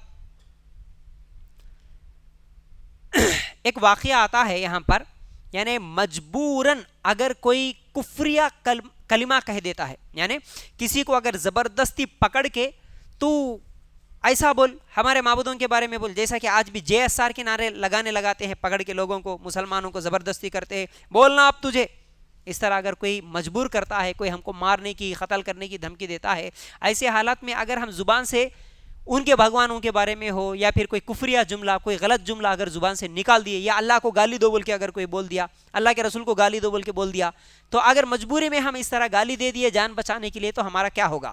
اللہ تعالیٰ اس میں ایک واقعہ نقل کر رہا ہے۔ وہ واقعہ کیا ہے؟ مکے کے مشرکین نے جب سیدنا یاسر رضی اللہ تعالیٰ عنہ اور ان کی بیوی کے نام کیا ہے بولو؟ یاسر رضی اللہ تعالیٰ عنہ کی بیوی کا نام کیا؟ سمیہ رضی اللہ تعالیٰ عنہ۔ یاد ہونا ہم لوگوں کو مشہور صحابہ کے کچھ نام، ان کے تعلقات کیا ہے یاد؟ سمیہ رضی اللہ تعالیٰ عنہ کے شوہر کا نام، سمیہ رضی اللہ تعالیٰ عنہ کے شوہر کے نام یاسر۔ ابھی بولے یاسر رضی اللہ تعالیٰ عنہ کی بیوی کون بولے؟ تو سمیہ بولے۔ سمجھنا، سمجھ کے جواب دینا۔ سمیہ رضی اللہ تعالیٰ عنہ کے شوہر کے نام یاسر رضی اللہ تعالیٰ عنہ کی بیوی کا نام سمیہ رضی اللہ تعالیٰ عنہ، ٹھیک ہے؟ ان کے بیٹے کا نام عمار۔ سمجھ رہے؟ یہ تینوں کے اوپر مکے کے مشرک ظلم کر رہے تھے، تینوں کو پکڑ لیے۔ تینوں کے اوپر جب ظلم ہو رہا تھا تو بیٹے عمار رضی اللہ تعالیٰ عنہ کو پکڑ کر والدین کی لاشوں کے سامنے کھڑا کر کے مکے کے مشرک کہنے لگے کہ تم محمد صلی اللہ علیہ وسلم کا اگر انکار کرو تو ٹھیک ہے، ورنہ تمہارا بھی یہی حشر کریں گے۔ یعنی عمار رضی اللہ تعالیٰ عنہ ایک نوجوان صحابی ہیں، بوڑھے ماں باپ ہیں، سمیہ اور یاسر رضی اللہ تعالیٰ، دونوں کے اوپر ظلم ہوا، مار مار کے ان دونوں کو بھی شہید کر دیے۔ یاسر رضی اللہ تعالیٰ عنہ اور سمیہ رضی اللہ دونوں بھی مر گئے۔ سامنے نوجوان بیٹا ہے عمار رضی اللہ تعالیٰ عنہ، اب لاشوں کے سامنے کھڑا کر کے بول رہے دیکھ تو بھی اگر محمد صلی اللہ علیہ وسلم کو گالی نہیں دیا، اب اگر انکار نہیں کیا تو پھر تجھے بھی اسی طرح ہم لوگ قتل کر دیں گے۔ تو عمار رضی اللہ تعالیٰ عنہ نے ان سے جان چھڑانے کے لیے وہ جو کہلانا چاہتے تھے کہہ دیا. یعنی آج بھی جیسا زبردستی کر رہے اس زمانے میں مکے کے مشرک جو بولے, جو گالیاں دینے کے لیے بولے, جو گالیاں دینے کا حکم دے دیے, جیسا بولے ویسا کفریہ جملہ جو بھی بولنا تھا وہ بول دیے, جان چھڑانے کے لیے تو بول دیے, اور فوراً ڈرتے ہوئے روتے ہوئے اللہ کے رسول صلی اللہ علیہ وسلم کے پاس بھاگ کے آئے. اے اللہ کے رسول صلی اللہ علیہ وسلم, مجھے اس طرح ظلم کرے, میرے اوپر پکڑ لیے اور مجبوری میں مجھے اس طرح گالی دینے کے لیے بولے اور اس طرح کفریہ جملہ کہنے کے لیے مجھے بولے, تو میں وہ جملے جان بچانے کے لیے بول کے میں دوڑ کے آ گیا. تو جیسے ہی اللہ کے رسول صلی اللہ علیہ وسلم سے یہ سوال ہوا, اللہ تعالیٰ سورہ نحل کی آیت نمبر 106 نازل کرتا ہے. اس کے بعد کہتا ہے, من کفر باللہ من بعد ایمانہ الا من اکرہ وقلبہ مطمئن بالایمان ولکن من شرح بالکفر صدرا فعلیہم غضب من اللہ ولہم عذاب عظیم. جو شخص اللہ کے ساتھ کفر کرے اپنے ایمان کے بعد سوائے اس کے جسے مجبور کیا جائے اور اس کا دل ایمان پر مطمئن ہو, اور لیکن جو کفر کے لیے سینہ کھول دے, تو ان لوگوں پر اللہ کا بڑا غضب ہے اور ان کے لیے بہت بڑا عذاب ہے. یعنی جو لوگ مجبوری میں اگر کفریہ جملے بول دیتے ہیں لیکن دل میں ایمان ہے تو اللہ تعالیٰ ان کو معاف کر دے گا. جان بچانے کے لیے وہ جے ایس آر کے نعرے لگانا ہو یا پھر کوئی اور, اب جان بچانا ہے میرے کو, لیکن دل سے میں نہیں بول رہا ہوں, مجبوری میں زبان سے کچھ بولنا ہے بول دیا اور جان بچا کے آ گیا, اللہ اس کے گناہ کو معاف کر دیتا. لیکن جو دل سے اگر گالی دے دیا اللہ اور اس کے رسول کو, تو پھر وہ اسلام سے باہر ہو جاتا. ٹھیک ہے. اس کے بعد ایک ناشکری قوم کا انجام بھی اللہ تعالیٰ یہاں پر سورہ نحل کی آیت نمبر 112 میں کہتا ہے. اللہ تعالیٰ جن کو رزق دیا تھا, اطمینان کی زندگی دیا تھا, لیکن جب وہ ناشکری پر اتر آئے تو اللہ تعالیٰ ان کو بھوک اور خوف کا لباس پہنا دیا, اور اللہ تعالیٰ اسی طرح کیا ہے جو ناشکرے ہوتے ہیں ان کو عذاب دیتا ہے. اب اس کے بعد رسول اللہ صلی اللہ علیہ وسلم کو اللہ تعالیٰ ایک نصیحت کر رہا ہے. یہ نصیحت ہم تمام لوگوں کے لیے بھی ہے. سورہ نحل آیت نمبر 125 کیا ہے؟ ادعو الی سبیل ربک بالحکمت والموعظۃ الحسنۃ وجادلہم باللتی ہی احسن ان ربک هو اعلم بمن ضل عن سبیلہ وهو اعلم بالمہتدین. اپنے رب کے راستے کی طرف حکمت اور اچھی نصیحت کے ساتھ بلا, اور ان سے اس طریقے کے ساتھ بحث کر جو سب سے اچھا ہے. بے شک تیرا رب ہی زیادہ جاننے والا جو اس کے راستے سے گمراہ ہوا, اور وہی ہدایت پانے والوں کو زیادہ جاننے والا ہے. یعنی اللہ تعالیٰ ہم پر کیا بول رہا, بلاؤ تم سب اللہ کی راستے کی طرف بلاؤ, اسلام کی طرف بلاؤ, دین کی طرف بلاؤ, قرآن و سنت کی طرف بلاؤ. یعنی دعوت و تبلیغ کا کام کرو, لوگوں کو برائیوں سے بچا کے نیکی کی طرف بلاؤ. لیکن کیسے بلانا؟ ایک تو حکمت کے ساتھ, اور دوسرا اچھی نصیحت کے ساتھ, اور تیسرا جب اگر بحث ہو جائے, جھگڑا بھی ہو جائے, تو پھر بحث بھی اچھا ہو, جھگڑا کرنے کا طریقہ بھی اچھا ہو. دیکھو کیسے, حکمت سے. یعنی کون ہے, پڑھا لکھا ہے, ان پڑھ ہے, گاؤں کا ہے, دیہات کا ہے, شہر کا ہے, اس کا مرتبہ کیا ہے, اس کا مقام کیا ہے, تمام چیزیں دیکھ کر, اور انہیں کون سے موڈ میں ہے, خالی بیٹھا یا کسی کام میں ہے, یہ سب چیزیں دیکھ کر اسے ایک حکمت کے ساتھ دعوت دینا, اچھے انداز میں بولنا. پھر دوسری چیز اچھے انداز میں نصیحت کرنا. خالی دیکھتے کیا جی تعویذ لٹکا کے رکھے, جہنم میں چلے آتے سیدھا. تعویذ دیکھ کے تم جہنمی, گھر میں گئے نیمبو ناریل دیکھے, ناریل نکالتے کہ نہیں نکالتے, نہیں تو سیدھا جہنم میں چلے آتے تم. کوئی بھی بات نہیں سننے والا. نصیحت حکمت کے ساتھ کرنا, اچھے انداز میں کرنا, پیار سے کرنا, محبت سے کرنا. اور اگر کسی کو دلیل دینا پڑے تو دیکھو قرآن میں ایسا ہے جی, حدیث میں ایسا ہے, دیکھو ہم سب قرآن کو مانتے نا, تو قرآن کو ماننا ہمارے لیے ضروری ہے. ہم باپ دادا کے طریقے پہ چلتے ہوئے آ رہے, لیکن ہم کبھی قرآن کا ترجمہ نہیں پڑھے, حدیث نہیں پڑھے, اس لیے ہم غلط راستے پہ. اس طرح ان کو اچھے انداز میں سمجھانا. اب جو قرآن حدیث کی دلیل سے نہیں مانتا, عقلی دلیلیں پیش کرنا اس کے پاس. جب وہ اگر بات ماننے کے لیے تیار نہیں ہوا, دلیلیں سامنے آنے کے بعد بھی کوئی لڑائی کے لیے, کوئی جھگڑے کے لیے تیار ہو جاتا, ہاں تم ہمارے کو برا بول رہے, ہمارے معبودوں کو غلط بول رہے, ہمارے بابا کو غلط بول رہے, ہمارے بڑوں کو نہیں معلوم تھا کیا, پہلے سے کرتے آ رہے, ان کو نہیں معلوم کیا, تم ایسے ہے, تم ویسے ہے, کوئی جھگڑا کر دیتا. جھگڑے میں بھی کیا بولا اللہ تعالیٰ, اچھے طریقے سے, وجادلہم باللتی ہی احسن, جدال کرنا لیکن اچھے طریقے سے. ٹھیک ہے بھائی, سمجھ میں آ رہا تو سمجھو, نہیں سمجھ میں آیا میرا کام تھا بتانا, تمہارے کو بتا دیا. السلام علیکم, تمہارا راستہ تمہارے کو, میرا راستہ میرے کو. تم گالی دیے تو میں بدلے میں گالی نہیں دوں گا, تم جھگڑا کرے تو میں جھگڑا نہیں کروں گا, میں صبر کروں گا اور سلام کر کے وہاں سے نکل جاؤں گا. ٹھیک ہے. تو اس طرح لوگوں کو اچھے طریقے سے, احسن طریقے سے دین کی طرف بلاؤ, قرآن و سنت کی طرف بلاؤ, یہ اللہ تعالیٰ کا حکم ہے. تو بہرحال یہ آج ہم لوگ 14واں پارہ مکمل کر لیے, یعنی تفسیر خلاصہ قرآن کا 14 پارے اللہ کے فضل و کرم سے ابھی مکمل ہو گئے. تو اب ہم 15واں پارہ شروع کریں گے, ٹھیک ہے. جیسا کہ میں آپ لوگوں کے سامنے بتایا, انشاءاللہ اللہ چاہے تو 20ویں روزے تک پوری قرآن مکمل کرنے کی ہم لوگ کوشش کریں گے, کیونکہ اس کے بعد تاخراتے ہیں. تو آج ابھی 15واں پارہ شروع ہو رہا. 15ویں پارے میں 2 سورے ہیں, ایک سورہ بنی اسرائیل اور دوسرا ہے سورہ کہف. بنی اسرائیل یعنی ایک تو بنی اسرائیل کے جو واقعات ہیں اس لیے بنی اسرائیل بھی کہا جاتا, پھر دوسرا اس کو اسرا بھی کہا جاتا. سورہ بنی اسرائیل کو اسرا کیوں کہا جاتا, بولو کسی کے پاس علم ہے اس کا؟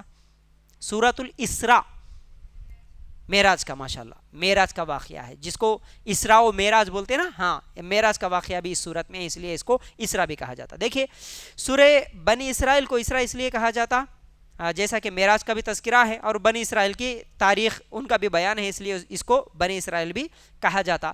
تو یاد رکھو یہ سورت بھی مکہ میں نازل ہوئی اور وہ بھی مکہ کے آخری دور میں نازل ہوئی. یاد رکھ لینا یہ صورتیں کب کب نازل ہو رہی, کیا کیا اس میں واقعات ہے, تھوڑا بہت ہم کو اس کا علم ہونا ضروری ہے. جب اللہ کے رسول صلی اللہ علیہ وسلم پر بہت زیادہ ظلم و ستم ہو رہا تھا اور اللہ کے رسول صلی اللہ علیہ وسلم کو 3 سال کے لیے بائیکاٹ کر دیے تھے. یہ بائیکاٹ کب ہوا معلوم آپ کو؟ 7 نبوی میں ہوا, یعنی اللہ کے رسول صلی اللہ علیہ وسلم کو نبی بننے کے 7 سال کے بعد ہوا. 3 سال کے لیے جتنے بھی مسلمان تھے ان سب کو بائیکاٹ, یعنی اب ان سے کوئی بات نہیں کرے گا, ان سے کوئی لین دین نہیں کرے گا, خرید و فروخت نہیں کرے گا, بزنس نہیں کرے گا, کھانے کی چیز نہیں دے گا, پینے کی چیز نہیں. 3 سال صحابہ پورے جتنے اسلام نے قبول کرے, اور اس میں اللہ کے رسول صلی اللہ علیہ وسلم کی بیوی خدیجہ رضی اللہ تعالیٰ عنہ خود اور اللہ کے رسول صلی اللہ علیہ وسلم کے چاچا بھی ایمان نہیں لائے, لیکن اللہ کے رسول صلی اللہ علیہ وسلم کا سپورٹ کر رہے تھے, اس لیے انہوں بھی بائیکاٹ تھے. تو اس کے نتیجے میں جب وہ باہر نکلے, کیونکہ کھانے پینے کے لیے نہیں تھا, بہت مشکل سے صحابہ زندگی گزارے, گٹلیاں کھجور کے تھوک کے پھینکے ہوئے گٹلیاں چوس چوس کے پانی میں بھگا کے, اور جنگلوں میں جاتے ہوئے کوئی بھی اگر گھاس وغیرہ ملے تو کھا کے, کوئی بھی جانور رات کے اندھیرے میں اگر مل گیا تو بھوک کے مارے برداشت نہیں ہوا تو جو پیر کے نیچے نرم چیز لگی اسے اٹھا کے کھا لیے صاحب. ایسے زندگیاں گزارے. جانور کھا کے چھوڑے سو ہڈیاں وغیرہ ہوتے, چمڑے وغیرہ ہوتے, وہ تمام چیزیں لے کے آ کے اپنا پیٹ بھرے. بہت مشکل سے زندگی گزری صحابہ کی. اگر یہ سب واقعات آپ تفصیل سے دیکھنا چاہے تو یوٹیوب پہ سیرت النبی صلی اللہ علیہ وسلم اور اس کے ساتھ میرا نام اگر سرچ کریں گے محمد فیاض بول کے, آپ کو 6 گھنٹے کا پورا سیرت ملے گا انشاءاللہ. 6 گھنٹے ہمارے نبی صلی اللہ علیہ وسلم کی سیرت پر میں 6 ہفتے بیان کرا تھا, تفصیلی گفتگو اس میں ہے. تو بہرحال ایسا بہت زیادہ ظلم ہوا. تو اللہ کے رسول صلی اللہ علیہ وسلم پھر وہ 3 سال کے بعد جب باہر آئے تو ایک تو سب سے زیادہ ہمت دینے والی بیوی خدیجہ رضی اللہ تعالیٰ عنہ کا انتقال ہوا. سب سے زیادہ سپورٹ بیوی کا تھا. ایک تو پورا مال خرچ کر دی وہ بیوی, ماشاءاللہ ایسی بیوی تھی خدیجہ رضی اللہ تعالیٰ عنہ. تاریخ میں سیرت لکھنے والے زندگی یعنی اللہ کے رسول صلی اللہ علیہ وسلم کے اور خدیجہ رضی اللہ تعالیٰ عنہ کی سیرت لکھنے والے لکھتے ہیں ایک موقع بھی زندگی میں ایسا نہیں آیا اور خدیجہ رضی اللہ تعالیٰ عنہ ایک موقع بھی ایسا نہیں دی اللہ کے رسول صلی اللہ علیہ وسلم ایک مرتبہ بھی اللہ کے رسول صلی اللہ علیہ وسلم اپنی بیوی سے ناراض ہوئے ہو. پوری زندگی میں کبھی ناراض ہونے کا موقع ہی نہیں دی. حالانکہ مالدار بیوی تھی, پیسے والی, تجارت کرنے والی, مال کی کمی نہیں تھی. اللہ کے رسول دین کا کام کر رہے, پورا پیسہ لٹا دی. اللہ کے رسول دین کے کام کے لیے گئے, محنت کری, پکانے کا, بچوں کا ذمہ داری, خود ٹفن لے کے جانے کا, اور باہر سے واپس آتے ٹینشن میں آتے تو تسلی دیتی, بھروسہ دیتی, ہمت دلاتی. اور خود اللہ کے رسول صلی اللہ علیہ وسلم کے ساتھ شیب ابی طالب میں 3 سال گزاری ہے. کھانے پینے کے لیے نہیں رہے تو بھی اتنی مالدار ہونے کے باوجود پورا مال لگا دی اسلام کے لیے. اللہ اکبر, کیا قربانی خدیجہ رضی اللہ تعالیٰ عنہ. یہ بھی سیرت یوٹیوب پہ ہے, کبھی دیکھ لینا آپ. تو بہرحال یہ کردار تھا خدیجہ رضی اللہ تعالیٰ عنہ کا, اس لیے اللہ کے رسول صلی اللہ علیہ وسلم بہت محبت کرتے تھے. تو بہرحال خدیجہ رضی اللہ تعالیٰ عنہ کا ایک انتقال ہو گیا, کیونکہ گھر میں اگر سپورٹ کرنے والی, ہمت دینے والی اگر بیوی رہے تو پھر باہر کے 1000 ٹینشنیں بھی اس کے لیے کوئی ٹینشن محسوس نہیں ہوتا ہے. لیکن اگر گھر میں ہی ٹینشن موجود ہو تو باہر کتنی بھی سکون کی زندگی ملے اس کے لیے سکون نہیں ملتا. یاد رکھو اس چیز کو. اس کے بعد دوسرا بہت بڑا سپورٹ تھا چاچا کا. کون سے چاچا؟ اللہ کے رسول صلی اللہ علیہ وسلم کے چاچا کا نام ابو طالب. اسلام قبول نہیں کرے لیکن بہت بڑا سپورٹ تھا. بھتیجے کلمہ تو نہیں پڑھا میں, لیکن جو بھی تیرے خلاف اگر کوئی بات بولے گا, جو بھی تجھے نقصان کرنے کی کوشش کرے گا, میں اس کو خاموش نہیں چھوڑوں گا. بہت بڑا سپورٹ تھا چاچا کا. لیکن جیسے ہی باہر نکلے چاچا کا بھی انتقال ہو گیا. اب 2 بڑے سہارے تھے اللہ کے رسول صلی اللہ علیہ وسلم کے. دونوں کا انتقال ہوا، اور زیادہ غم اور زیادہ پریشانی اللہ کے رسول صلی اللہ علیہ وسلم کو اس وقت. تو کیا ہوا؟ تو اللہ کے رسول صلی اللہ علیہ وسلم کو قبیلے سے بھی بائیکاٹ کرنے کا حکم دے دیا تھا. پھر اس کے بعد اللہ کے رسول صلی اللہ علیہ وسلم بہت زیادہ پریشانی میں تھے، تو اس وقت اللہ تعالیٰ طائف کی طرف جانے کا حکم دیا. اللہ کے رسول صلی اللہ علیہ وسلم غم کے مارے کیا کرے، چلو طائف میں جا کے وہاں دعوت و تبلیغ کا کام کریں گے، وہاں تو شاید لوگ مانتے ہوں گے، لیکن وہاں پر لوگ بات ماننے کے بجائے کیا کرے، اللہ کے رسول صلی اللہ علیہ وسلم کا اور زیادہ ستایا، اور زیادہ مار مار کے خون سے لہو لہان کر کے وہاں سے واپس بھیج دیے. تو اب جیسے ہی اللہ کے رسول صلی اللہ علیہ وسلم اچھا طائف کو جاتے وقت ایک صحابی کو ساتھ میں لے کے گئے، ان کا نام کیا تھا؟ زید بن حارث، غلام تھے یہ، زید بن حارث رضی اللہ. کئی مرتبہ زید بن حارث رضی اللہ تعالیٰ عنہ کا واقعہ ہم سنتے ہیں، یاد رکھ لینا. انہوں غلام تھے لیکن اللہ کے رسول صلی اللہ علیہ وسلم کے ساتھ تھے. تو بہرحال بہت زیادہ وہاں سے بھی ان کو تکلیف ہوئی. اللہ کے رسول صلی اللہ علیہ وسلم پھر واپس آ گئے، بہت زیادہ ظلم ہوا. تو اللہ کے رسول صلی اللہ علیہ وسلم دنیاوی اعتبار سے بے سہارا ہو گئے، یعنی دنیا میں اب کوئی سپورٹ کرنے والا ہی نہیں رہا، ایسا ہو گئے، بے سہارا ہو گئے. تب اللہ تعالیٰ آپ صلی اللہ علیہ وسلم کا غم ہلکا کرنے اور آپ کو تسلی دینے کے لیے معراج کا سفر کرایا. اب چلو آسمانوں کا سفر کرو. مکہ والے ظلم کر رہے، طائف میں گئے تو وہاں پر بھی ظلم ہوا، بیوی کا بھی انتقال ہوا، سپورٹ کرنے والا ہمت دینے والا چاچا کا بھی انتقال ہو گیا. اب تمہارے لیے آسمانوں کا سفر بول کے اللہ تعالیٰ معراج کو بلا کے لے کے گیا. اب اس کے بعد معراج کے سفر میں کیا کیا ہوا ہم سب کئی مرتبہ سن چکے. اللہ تعالیٰ آسمان میں جنت اور جہنم یہ تمام چیزوں کو دکھا کے اللہ کے رسول صلی اللہ علیہ وسلم کو واپس بھیج دیا. اب دیکھیے کہ سیدنا عبداللہ بن مسعود رضی اللہ تعالیٰ عنہ نے سورہ بنی اسرائیل اور سورہ کہف اور سورہ مریم کے متعلق فرمایا کہ یہ پہلی قدیم صورتوں میں سے ہیں اور یہ میرے قدیم مال میں سے ہے. یعنی صحیح بخاری میں یہ حدیث ہے، یہ پہلی اترنے والی صورتوں میں سے یہ صورتیں ہیں. ایک سورہ بنی اسرائیل بھی، اور دوسرا سورہ کہف بھی، اور تیسرا سورہ مریم بھی. اب اس کی فضیلت میں عائشہ رضی اللہ تعالیٰ عنہ فرماتی ہے اللہ کے رسول صلی اللہ علیہ وسلم ہر رات سورہ بنی اسرائیل اور سورہ زمر بھی پڑھا کرتے تھے. ترمذی کی یہ روایت ہے. پھر اسی طرح سورہ بنی اسرائیل آیت نمبر 1 میں اللہ تعالیٰ کہتا ہے سبحان الذی اسری بعبدہ لیلا من المسجد الحرام الی المسجد الاقصی الذی بارکنا حولہ لنریہ من آیاتنا انہ هو السمیع البصیر. پاک ہے وہ جو رات کے ایک حصے میں اپنے بندے کو حرمت والی مسجد سے بہت دور کی اس مسجد تک لے گیا جس کے ارد گرد ہم نے بہت برکت دی ہے تاکہ ہم اسے اپنی کچھ نشانیاں دکھائے.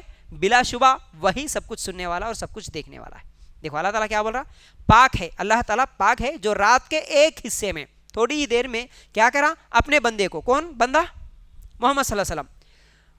وہ مسجد کون سی مسجد؟ مسجد حرم سے، یعنی کعبہ جہاں ہے آج کعبۃ اللہ کا گھر، خانہ کعبہ سے مسجد حرم سے کہاں لے کے گیا؟ مسجد اقصیٰ تک لے کر گیا. ٹھیک ہے نا. تو بہرحال اللہ تعالیٰ اس میں کہتا ہے اچھا یہاں پر ایک چیز کیا ہے، اسرا بعبدہ لیلا من المسجد الحرام الی المسجد الاقصی الذی بارکنا. دیکھو اسے پہلے درس میں آپ لوگوں کو بولا کہ اس مسجد کے پاس لے گیا اللہ تعالیٰ جہاں پر اللہ تعالیٰ برکت رکھا، جہاں پر اللہ تعالیٰ کیا رکھا؟ برکت رکھا.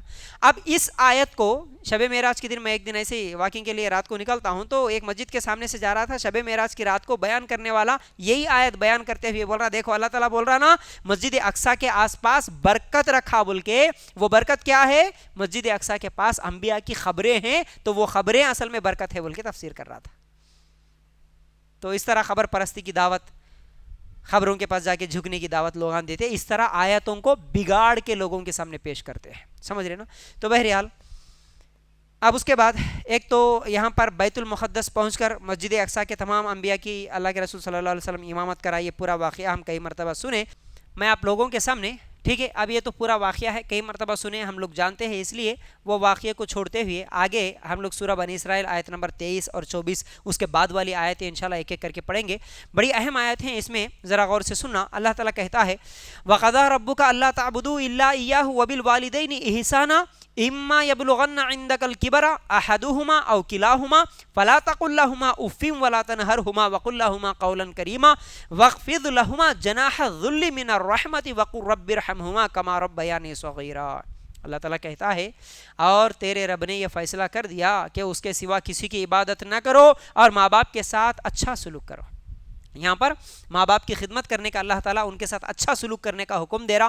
اور کبھی تیرے پاس دونوں میں سے ایک یا دونوں بڑھاپے کو پہنچ جائے تو ان دونوں کے آگے اف تک نہ کہنا, انہیں جھڑکیاں نہیں دینا, اور ان کے ساتھ بہت کرم والی بات کہو. یعنی اگر تیرے ماں باپ بوڑھے ہو گئے, دونوں میں سے ایک زندہ ہے ایک مر گیا, تو اس وقت ان کے آگے اف بھی مت بولو, ان کو جھڑکیاں مت دو, اچھی بات کرو, اور رحم دلی سے ان کے لیے تواضع کا بازو جھکا کے رکھو, اور کہو یعنی اللہ تعالیٰ سے ان کے لیے دعا بھی کرو, اے میرے رب ان دونوں پر رحم کر جیسے انہوں نے چھوٹا ہونے کی حالت میں مجھے پالا تھا.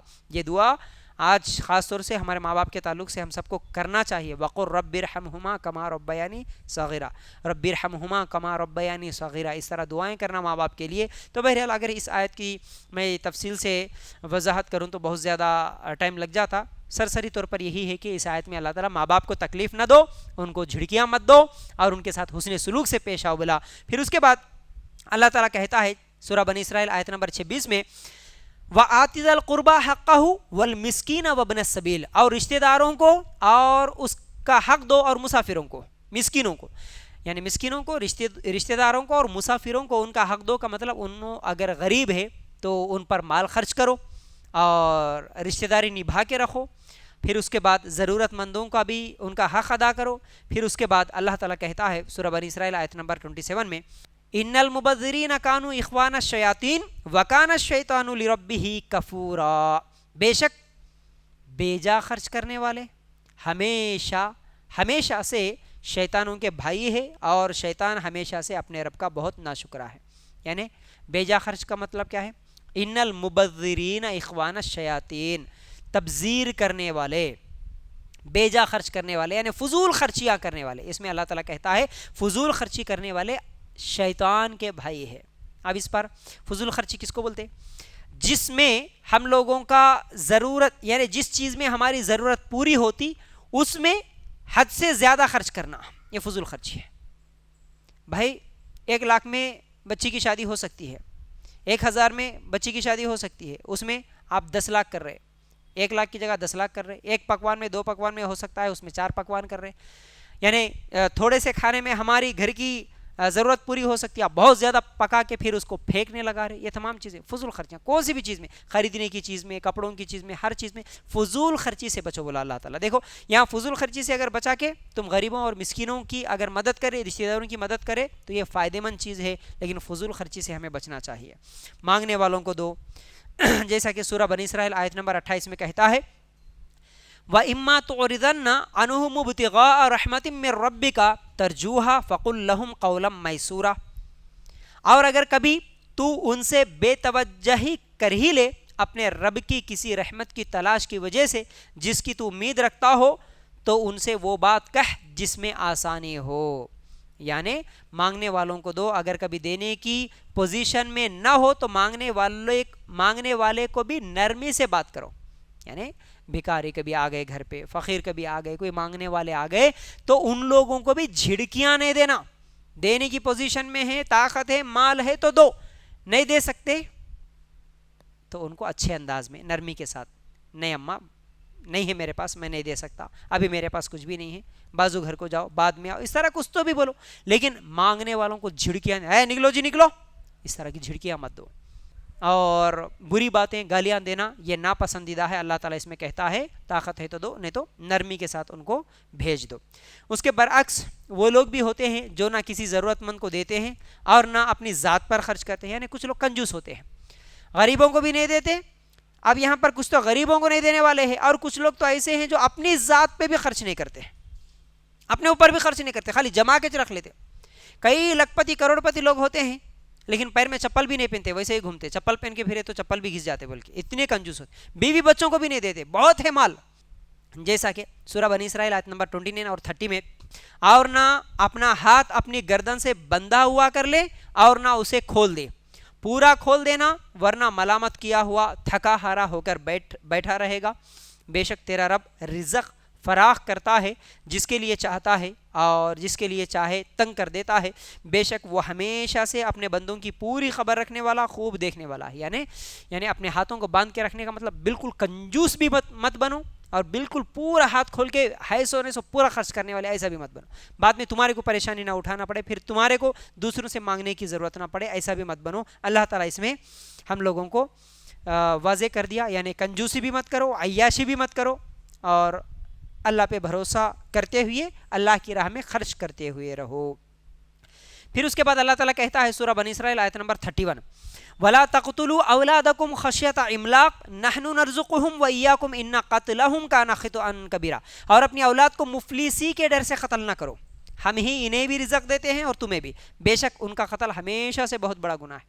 اپنی اولاد کو قتل مت کرو, ارے بچے زیادہ ہوں گے تو کیسا پالوں گا, قتل کر دو, ان کو ابارشن کر دو, نہیں, اللہ تعالیٰ منع کرتا ہے. پھر اس کے بعد زنا کے قریب بھی نہ جاؤ, وَلَا تَقْرَبُوا الزِّنَا إِنَّهُ كَانَ فَاحِشَةً وَسَاءَ سَبِيلًا. سورہ بنی اسرائیل آیت نمبر 32, بڑی اہم آیت ہے. اس پر بھی اگر بولوں تو بہت زیادہ وقت لگ جاتا ہے. کیا بولا اللہ؟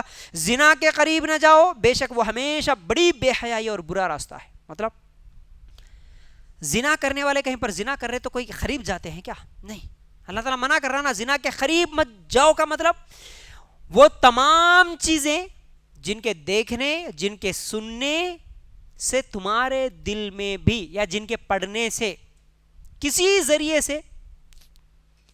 ذریعے سے تمہارے دل میں بھی زنا کا خیال آتا ہو, ان تمام چیزوں سے بچ کے رہو. یہ ہے اصل میں اللہ تعالیٰ کا بولنے کا مقصد.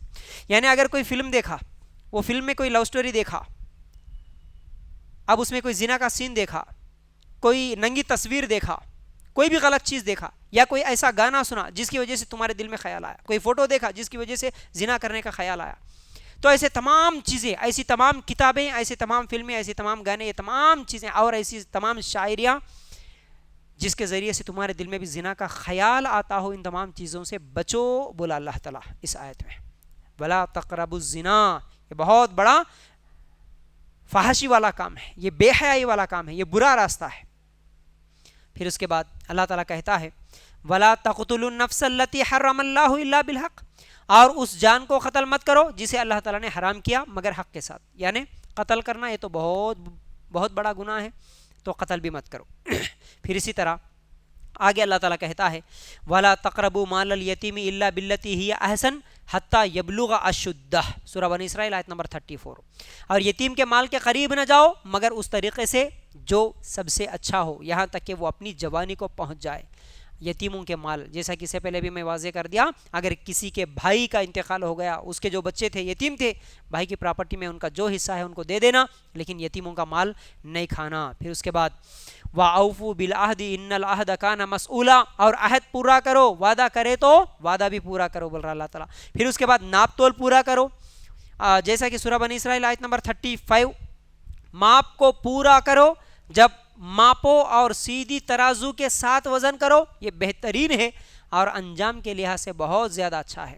اگر کاروبار کرنے والے ہیں تو ناپ تول میں کمی نہیں کرنا. بہت سارے لوگ گوشت کی دکان والے ہو یا پھر ترکاری والے ہو, بہت سارے لوگ ایسے ہیں جو ناپ تول میں کمی کرتے ہیں, کسی نہ کسی بہانے سے زیادہ اور کم کر دیتے ہیں, تو اس طرح کرنا جائز نہیں ہے. پھر اسی طرح جس چیز کا تمہیں علم نہ ہو اس میں بحث و مباحثہ مت کرو, بول رہا. دیکھو ایک بڑی اہم آیت اللہ تعالیٰ کیا بول رہا, سورہ بنی اسرائیل آیت نمبر 36, وَلَا تَقْفُ مَا لَيْسَ لَكَ بِهِ عِلْمٌ إِنَّ السَّمْعَ وَالْبَصَرَ وَالْفُؤَادَ كُلُّ أُولَئِكَ كَانَ عَنْهُ مَسْئُولًا. دیکھو کتنی بہترین بات ہے. اس کا ترجمہ یہ ہے کہ اور اس چیز کا پیچھا نہ کر جس کا تجھے کوئی علم نہیں, بے شک کان اور آنکھ اور دل ان میں سے ہر ایک اس کے متعلق سوال ہوگا. کیا تمہارے کو جس کا علم نہیں ہے اس کا پیچھا مت کرو, اجی انہوں ایسا کرے کتے, انہوں کان جا رہے کی, انہوں کیا کر رہے کی, انہوں کہاں سے کما رہے کی, ان کی بچی ایسا کری کتے, ان کا بچہ ایسا کرے. تمہارے کو اس کا علم نہیں ہے, تم نہیں دیکھے آنکھوں سے, تمہارے سامنے دلیل نہیں ہے, اس کا پیچھا مت کرو, اس کے بارے میں سنو مت, اس کے بارے میں فونوں میں گھنٹہ گھنٹہ بات مت کرو. کیوں؟ کانوں کے بارے میں بھی, آنکھوں کے بارے میں بھی, دل کے بارے میں بھی اللہ تعالیٰ سوال کریں گا. کیا سنے تھے تم, سوال ہوگا. آنکھ کیا دیکھے تھے, سوال ہوگا. بغیر کسی علم کے کسی کے اوپر الزام لگائے تم, کسی کو برا سمجھے, ہاؤ انہوں ایسا کہتے, ہم سنے انہوں ایسا بولے, انہوں بہت برے آدمی ہیں کہتے, انہوں ظلم کرے کہتے, انہوں تکلیف دیے کہتے, انہوں ان کی بہواں کو ستاتے کہتے, انہوں ان کی بیوی کو ستاتے کہتے, انہوں ان کے شوہر کے اوپر بہت زیادتی کرتے کہتے, جو جتنی بھی باتیں سنتے نا, سنی سنائی باتوں پر یقین نہیں کرنا. بات اگر کبھی کسی کی سنتے بھی ہے تو دونوں طرفہ سننا. ایک بات یہ بھی یاد رکھ لو, دونوں طرفہ. اگر ساس بہو کا جھگڑا ہے, جب ساس کا سنے تو فیصلہ نہیں کر لینا, بہو کا بھی سننا ہے, کیونکہ کوئی بھی اپنے خلاف جانے والی باتیں بیان نہیں کرتا, اپنی غلطیاں بیان نہیں کرتا, اپنے حق میں جو ہوتا ہے وہ سب بیان کر لیتا. میرے سے کیا غلطی ہوئی میں بیان نہیں کرتا. تو جب ساس کا سنے تو اماں میری بہو ایسی ہے, وہ ایسا کرتی ہے, ایسا کرتی, تو صرف ساس کا سن لے کہ ہو بہت بری بہو ہے, کہتے نہیں بول سکتے جب تک کہ بہو کی بات نہ سن لے. کیوں بری ہوئی وہ, کیوں کیا بولی, کس کا کیا ظلم ہے, فیصلہ کر لے کہ کسی کے تعلق سے برا نہیں بولنا. اب ہم ایک کا سن لیتے, اب سن لے کے پورے لوگوں کو بانٹتے رہتے, ہاں ان کی ساس بولی ہمارے کو ایسی ہے, کہتے ایسے ایسا کرتی, کہتے وہ بچی. نہیں بھائی, بچی کے پاس بھی جا کے سنو کیا کری ہوں گی. میاں بیوی کا جھگڑا ہے, کبھی ایک بیوی کی بات سن لے کے فیصلہ نہیں کر لینا, کبھی شوہر کی بات سن لے کے فیصلہ نہیں کرنا. ہاں بہت ظلم کرتے, کہتے انہوں برے ہے, کہتے انہوں بہت ظالم ہے, کہتے نہیں, دونوں کی بھی سننا. تب جا کے آپ کو معلوم ہوتا کہ کس کی کیا غلطی ہے, کس کی کیا غلطی پر کون کیا بولے تھے, کیا کرے تھے. تو ایک طرف آپ فیصلہ نہیں کر لینا, اور جس کا تمہیں علم نہیں ہے اس کے پیچھے پڑنا ہی مت. تمہارے کو کیا کرنا ہے, ضرورت کیا ہے, ان کی زندگی میں جھگڑا ہوا, انہوں کون کی پڑوسی ہے, انہوں کون کی رشتہ دار ہیں, ان کے بارے میں ہم ایک دوسرے سے بول لیتے ہوئے اپنی زبانوں کو گندی کر لینا, غیبتیں کر لینا, یہ بہتر نہیں. ہوا تو ہوا ہوگا, ان کا رب ان کو دیکھ رہا, ان کا معاملہ اللہ تعالیٰ خود کل قیامت کے دن فیصلہ کرے گا. بس ہمارے کو اس سے ضرورت نہیں, ہم نہیں دیکھے اس کے پیچھے نہیں پڑنا. اسی طرح کچھ لوگ خاص طور سے, یا بات ذہن میں آئی تو الحمدللہ یہ بات بھی واضح کرتا ہوں, صحابہ کے تعلق سے بھی بری بری باتیں بولتے ہیں, خاص طور سے امیر معاویہ رضی اللہ تعالیٰ عنہ کے تعلق سے, اور جو جنگیں ہوئی تھی اس وقت, حسن حسین رضی اللہ تعالیٰ عنہ اور کربلا کا واقعہ, اس کو لے کر بہت سارے لوگ کیا ہے سوالات کرتے ہیں, ارے انہوں ایسا کرے, کہتے ان کی غلطی ہے, کہتے ان کی غلطی ہے, کہتے نہیں بھائی ہم نہیں تھے, ہم کو نہیں معلوم, اللہ بہتر جانتا. وہ بھی صحابی تھے, یہ بھی صحابی تھے, ان کے بارے میں ہم بولے کہ بغیر علم کے ساتھ ہمارے ایمان کو خراب نہیں کر لیں. کچھ دن پہلے ایک آدمی واٹس ایپ پہ میرے پیچھے ہی پڑ گیا تھا, تمہارا کیا عقیدہ ہے امیر معاویہ رضی اللہ تعالیٰ, بولو میرے کو. بھائی میں نہیں بولتا اس کے تعلق سے, جس کا مجھے علم نہیں ہے میں نہیں بولتا. اور کیونکہ وہ صحابہ ہے, صحابہ کے تعلق سے تو ہم زبان کھولنے سے پہلے 10 مرتبہ سوچنا, نہیں بھائی ہم کسی صحابی کو کچھ بھی برا نہیں بولیں گے. اگر انہوں غلطی کرے, اللہ تعالیٰ قرآن میں اعلان کر دیا تمام صحابہ کے گناہوں کو اللہ تعالیٰ معاف کر دیا, تو اس کے بعد ہم کسی صحابی کے اوپر کوئی انگلی نہیں اٹھائیں گے. تو یاد رکھو. بلکہ صحابہ کے تعلق سے کیا بولوں میں آپ کو, شاید آج صبح کا ہی میسیج ہوگا, آج عجیب 2 میسیجز آئے مجھے. ایک تو قرآن کے تعلق سے کہ قرآن کی ایک آیت پیش کر کے بول رہا ہے کہ بھئی کافروں کو اسلام کی دعوت دینا جائز نہیں ہے, غیر مسلموں کو, کیونکہ وہ لوگ ایمان لانے والے نہیں ہیں.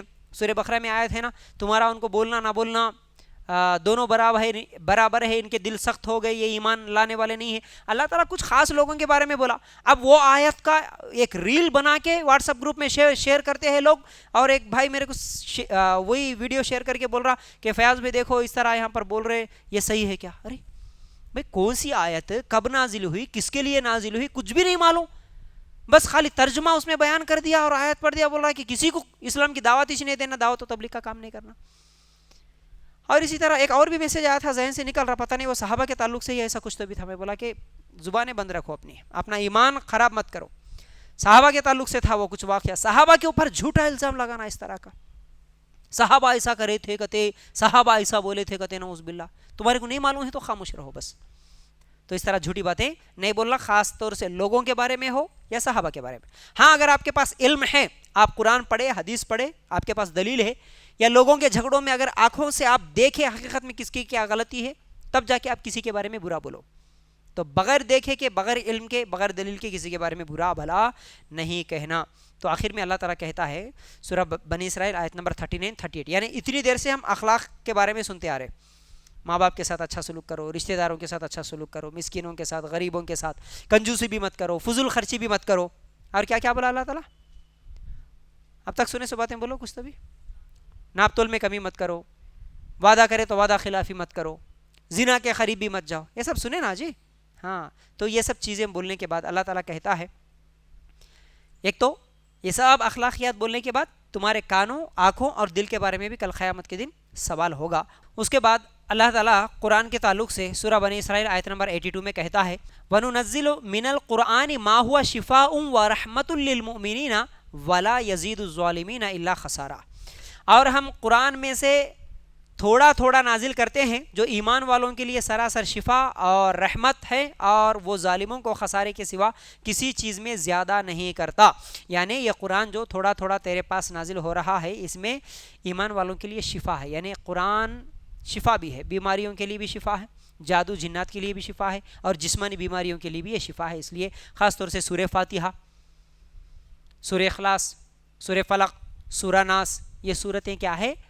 ہر قسم کی بیماریوں کے لیے، نظر اور جادو جنات کے اثر کے لیے، بری نظر کے لیے، تمام چیزوں کے لیے شفا ہے. اس لیے جب کبھی بھی اگر ہمارے گھر میں بچے بیمار ہو، بڑے بیمار ہو، یا آپریشن ہوئے ہو، جو بھی بیماری ہے، ان صورتوں کو دم کرتے ہوئے رہنا چاہیے، کیونکہ اللہ تعالیٰ خود اسے شفا بولا. اب یہاں پر سورہ بنی اسرائیل بھی مکمل ہو گیا. اب سورۃ الکہف شروع ہونے والا ہے. سورۃ الکہف بھی مکی زندگی کے درمیانی دور میں نازل ہوا، جب مسلمان اہل مکہ کے ظلم و ستم سے تنگ آ کر حبشہ کی طرف ہجرت کرنے کا سوچ رہے تھے.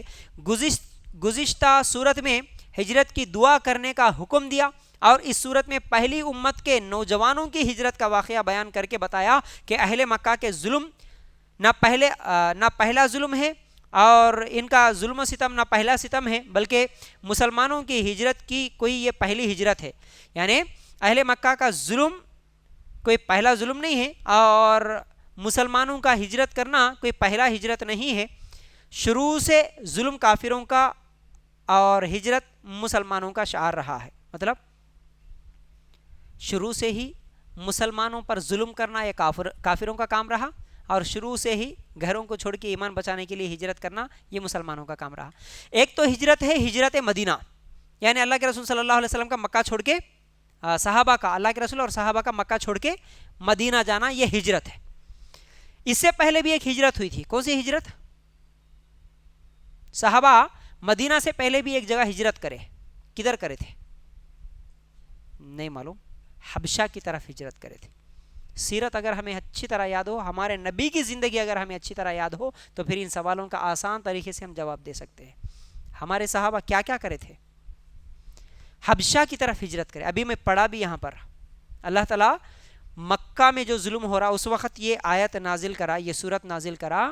تو کیا ہے؟ ایک تو جب بھی ظلم ہوا کچھ صحابہ مل کے حبشہ کی طرف بھی ہجرت کرے تھے. اب سورہ کہف کی فضیلت دیکھو.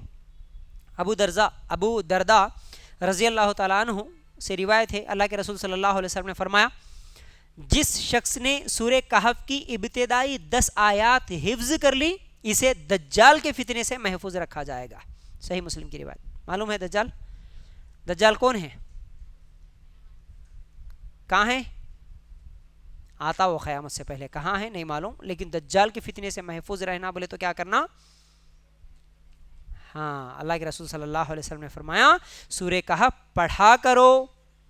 پھر اسی طرح ابتدائی 10 آیات کو حفظ کر لینا، یاد کر لینا، اس سے ہم دجال کے فتنے سے محفوظ رکھ سکتے. پھر اس کے بعد اللہ کے رسول صلی اللہ علیہ وسلم کی ایک اور حدیث، جو جمعہ کے دن سورہ کہف پڑھے اس کے لیے دونوں جمعوں یعنی اگلے جمعے تک کے درمیان ایک نور، ایک روشن کر دیا جاتا ہے. جمعہ کے دن بھی پڑھنے کی فضیلت ہے. پھر اسی طرح اللہ کے رسول صلی اللہ علیہ وسلم نے فرمایا، جس نے جمعہ کی رات سورہ کہف پڑھی اس کے اور بیت اللہ کے درمیان نور کی روشنی ہو جاتی ہے. صحیح ترغیب میں یہ حدیث موجود ہے.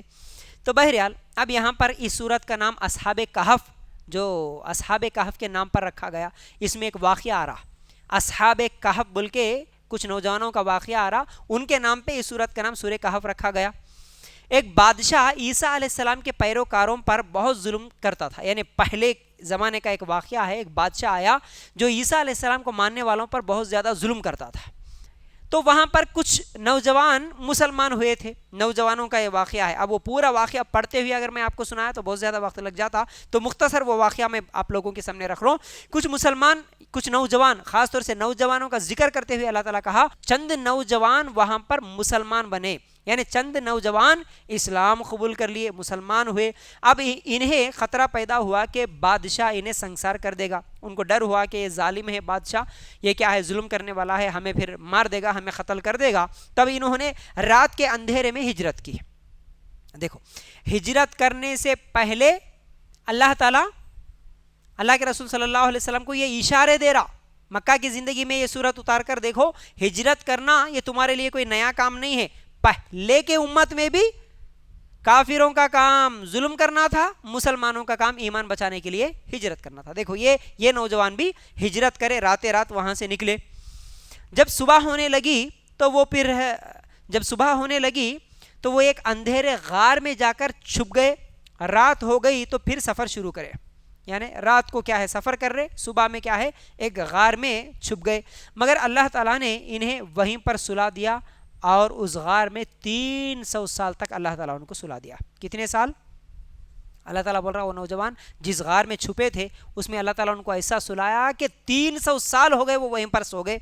جب بادشاہ کو خبر ملی تو اس نے انہیں ڈھونڈنے کی پوری کوشش کی، مگر اللہ تعالیٰ نے ان پر پردہ ڈال کے رکھا تھا۔ وہ بادشاہ پوری کوشش کرنے کے بعد بھی ان نوجوانوں کو نہیں ڈھونڈ سکا۔ تو بادشاہ نے ایک بورڈ بنایا، ان نوجوانوں کے نام اور ان کا حلیہ وغیرہ لکھ کر خزانے پر لٹکا دیا۔ ان کا نام بھی لکھا، ان کا حلیہ کیسا تھا وہ لٹکا دیا، اور اعلان کر دیا یہ جب بھی ملیں گے انہیں پکڑا جائے گا اور انہیں سزا دی جائے گی۔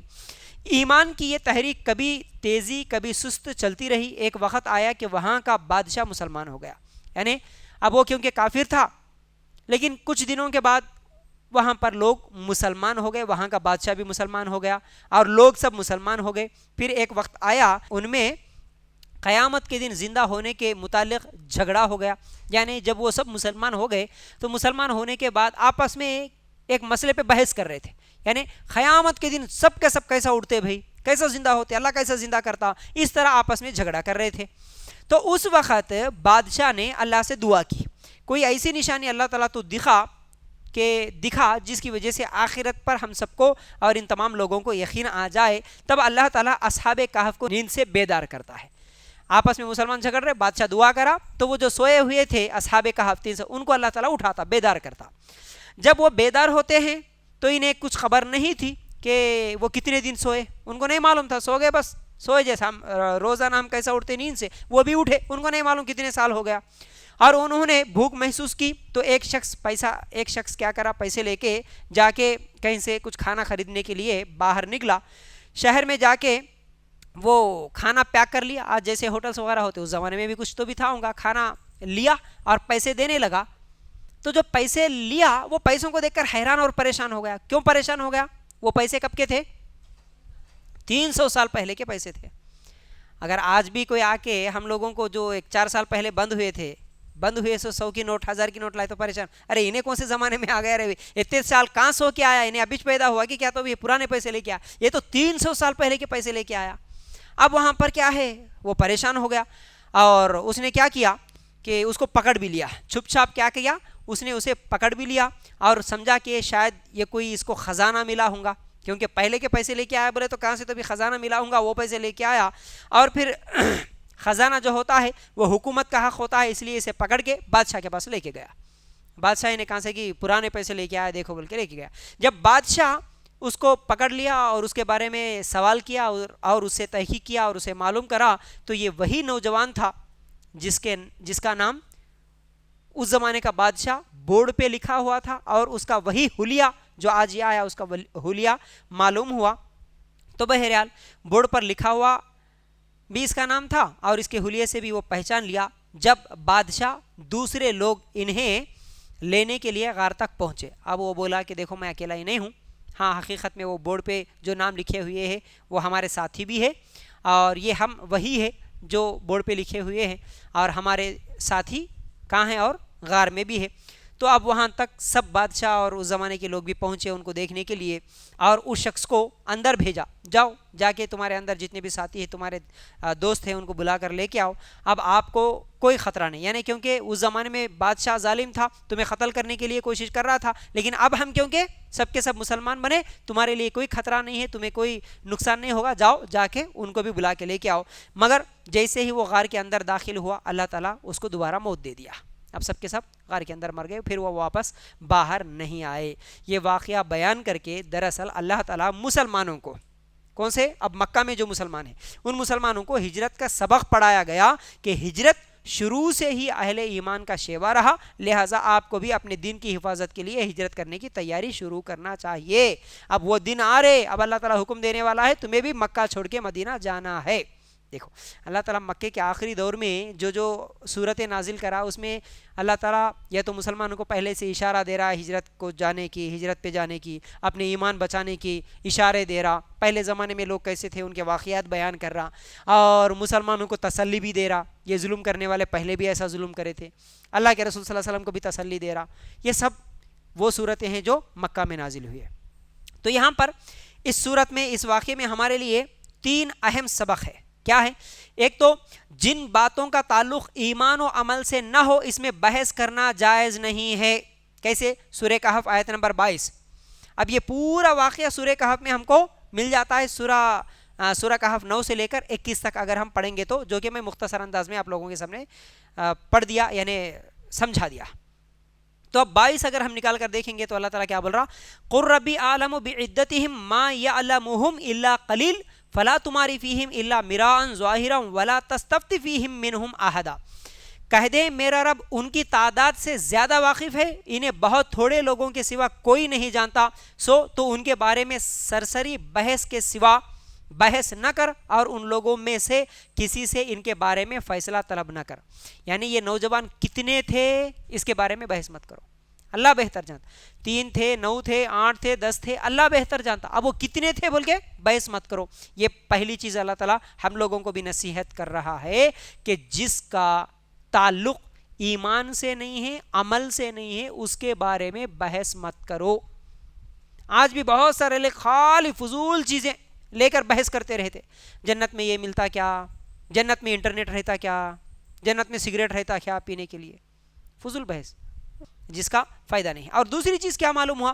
کبھی کبھی کسی کام کا وعدہ کرتے ہوئے انشاءاللہ ضرور کہنا چاہیے. اللہ تعالیٰ سورہ کہف آیت نمبر 23 میں کہتا ہے وَلَا تَقُولَنَّ لِشَيْءٍ إِنِّي فَاعِلٌ ذَلِكَ غَدًا إِلَّا أَن يَشَاءَ اللَّهُ وَاذْكُر رَّبَّكَ إِذَا نَسِيتَ وَقُلْ عَسَىٰ أَن يَهْدِيَنِي رَبِّي لِأَقْرَبَ مِنْ هَٰذَا رَشَدًا.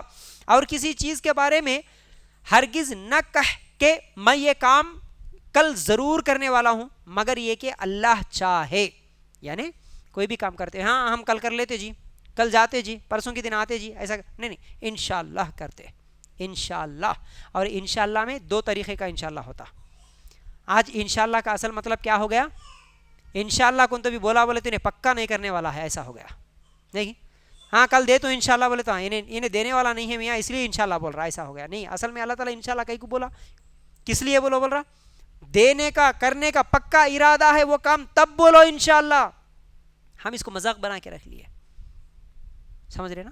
تو اس لیے جھوٹ بولنے کے لیے انشاءاللہ نہیں بولا. انشاءاللہ تعالی الگ ہوتا، انشاءاللہ تعالی الگ ہوتا. ٹال دیا ہمیں بات کو، ٹالنے کے لیے بول رہے یا کرنے کے لیے بول رہے، سوچنا. اس لیے خاص طور سے ہم جس کے پاس قرآن و سنت کا علم ہے الحمدللہ، ہم کبھی ایسا وعدہ نہیں کرنا جس میں ہم کو کرنے کا ارادہ نہیں ہے، دینے کا ارادہ نہیں ہے. صاف سیدھا نہیں بھائی، نہیں ہو سکتا میرے سے، میں نہیں کر سکتا. جھوٹی امیدوں پہ لوگوں کو نہیں رکھنا. پھر اس کے بعد تیسری چیز اللہ تعالیٰ اصحاب کہف جیسے ولی اللہ لوگ، یعنی اصحاب کہف جیسے ولی اللہ لوگوں کو اللہ تعالیٰ پسند ہے. لہٰذا آپ کو بھی ایسے ہی مسلمان کی صحبت میں بیٹھنا چاہیے اگرچہ بظاہر فائدہ نظر نہ آئے. یعنی یہ جو اصحاب کہف والے جو نوجوان ہیں، ایسے ہی لوگ اللہ تعالیٰ کو پسند ہے. ان کے ساتھ صحبت کرنا، ایسے لوگوں کے ساتھ ہی صحبت کرنا. اور دنیا دار، مالدار، دولت مند جو رہتے ہیں نا، ان کی مجلسوں سے پرہیز کرنا، ان سے دور رہو بول رہا اللہ تعالیٰ. کیسے؟ یعنی ان سے دور ہو کا مطلب مالدار لوگوں سے دور ہو کا مطلب ان سے دشمنی کرو، ان کے قریب مت جاؤ، ایسا نہیں ہے. یعنی غریبوں کو چھوڑ کے صرف مالدار لوگوں سے دوستی کرتا ہوں. جیسے بہت سارے لوگوں کی آج عادت پڑ گئی نا، نہیں بھائی ارے ان سے دوستی کرے تو کیا ہے، میرا نقصان ہے. الٹا کب بولے جب قرضے مانگتے خالی مالدار لوگوں سے صحبت رکھے تو میرا کو نام بھی آتا، میرے کو فائدہ بھی ہوتا. اس طرح کی حرکت نہیں کرنا، کیونکہ اللہ تعالیٰ سورہ کہف آیت نمبر 28 میں کہتا ہے وَاصْبِرْ نَفْسَكَ مَعَ الَّذِينَ يَدْعُونَ رَبَّهُمْ بِالْغَدَاةِ وَالْعَشِيِّ يُرِيدُونَ وَجْهَهُ وَلَا تَعْدُ عَيْنَاكَ عَنْهُمْ تُرِيدُ زِينَةَ الْحَيَاةِ الدُّنْيَا وَلَا تُطِعْ مَنْ أَغْفَلْنَا قَلْبَهُ عَنْ ذِكْرِنَا وَاتَّبَعَ هَوَاهُ وَكَانَ أَمْرُهُ فُرُطًا. اور اپنے آپ کو ان لوگوں کے ساتھ روکے رکھ جو اپنے رب کو پہلے اور پچھلے پہر پکارتے ہیں. یعنی وہ غریب ہے لیکن اللہ کو یاد کرتے ہیں، دیندار لوگ ہیں، ان کا چہرہ چاہتے ہیں. اور تیری آنکھیں ان سے آگے نہ بڑھے کہ تو دنیا کی زندگی کی زینت چاہتا ہو، اور اس شخص کا کہنا مت مان جن کے دل کو ہم نے اپنی یاد سے غافل کر دیا اور وہ اپنی خواہش کے پیچھے چلا اور اس کا کام ہمیشہ حد سے بڑا ہوا ہے. دنیا کی محبت میں خواہش نفسانی کے پیچھے پڑ کر جو اللہ کو بھول گیا، دین کو بھول گیا، ایسے لوگوں کے ساتھ صحبت مت کرو. اللہ تعالیٰ یہ بھی ہم لوگوں کو حکم دیتا ہے. پھر اس کے بعد سورہ کہف اگر ہم لوگ پڑھیں گے تو سورہ کہف میں اللہ تعالیٰ مالدار لوگوں کے تعلق سے، مال کے تعلق سے اللہ تعالیٰ کہتا ہے مال و دولت پر فخر کرنے والوں کو سوچنا چاہیے کہ آخر یہ مال، یہ دولت کل قیامت کے دن تمہیں کام آنے والی نہیں ہے. اس کے تعلق سے ایک آخری آیت بتا کے آج کے درس کو یہیں پر مکمل کریں گے. دیکھیے اللہ تعالیٰ کہتا ہے سورہ کہف آیت نمبر 46، المال والبنون زینت الحیات الدنیا والباقیات الصالحات خیر عند ربک ثوابا وخیر عملا. مال اور بیٹے دنیا کی زندگی کی زینت ہے اور باقی رہنے والی نیکیاں تیرے رب کے ہاں ثواب میں بہتر اور امید کی روح سے زیادہ اچھی ہے. ایک طرف مال ہے، پیسہ ہے، بیٹے ہے، دنیا کی یہ سب زینت ہے. میرے کو اتنے بیٹے ہیں، میرے کو اتنی اولاد ہے، اتنی پراپرٹی ہے، اتنا سونا ہے، اتنا چاندی، یہ سب دنیا میں، دنیا یہ سب چیزیں ختم ہونے والی ہے. دنیا کی چیزیں اللہ تعالیٰ کہتا ہے باقی رہنے والی صرف نیکیاں ہے. بس تمہاری نماز، تمہارے روزے، تمہاری یہ عبادتیں، تمہاری یہ قرآن کی تلاوت، تمہارا یہ مجلسوں میں آنا، تمہارا یہ علم کو سیکھنا، تمہارے صدقہ خیرات، یہ نیکیاں ہیں جو اصل میں باقی رہنے والی ہے، یہ تمہارے کو فائدہ دینے والی ہے. تم اس چیز کو چھوڑ کے صرف مال کے پیچھے بھاگے، دولت کے پیچھے بھاگے، اولاد کی محبت میں حلال حرام کی تمیز چھوڑ کے اگر کمانے والے بن گئے تو پھر یہ تمہارے لیے نقصان دہ ہے. اللہ تعالیٰ یہ چیز بھی ہم لوگوں کے سامنے واضح کر دیا. تو بہرحال اللہ کے فضل و کرم سے آج 2 پارے ہم لوگوں نے مکمل کر لیے، 14 اور 15. انشاءاللہ کل 16ویں پارے سے انشاءاللہ پھر شروع کریں گے، کل ٹھیک 2 بجے. جزاک اللہ خیر. اللہ تعالیٰ سے دعا ہے کہ اللہ ہمیں کہنے سننے سے زیادہ عمل کی توفیق دے. اللہ ہم سب کو اس دنیا میں بھی اور آخرت میں بھی کامیابی نصیب کرے. اللہ تعالیٰ اسی طرح قرآن کو اچھی طرح سمجھنے اور اس کے مطابق عمل کرنے کی توفیق دے. آمین یا رب العالمین. السلام علیکم ورحمۃ اللہ وبرکاتہ. کسی کا کوئی سوال ہے تو کر سکتے ہیں.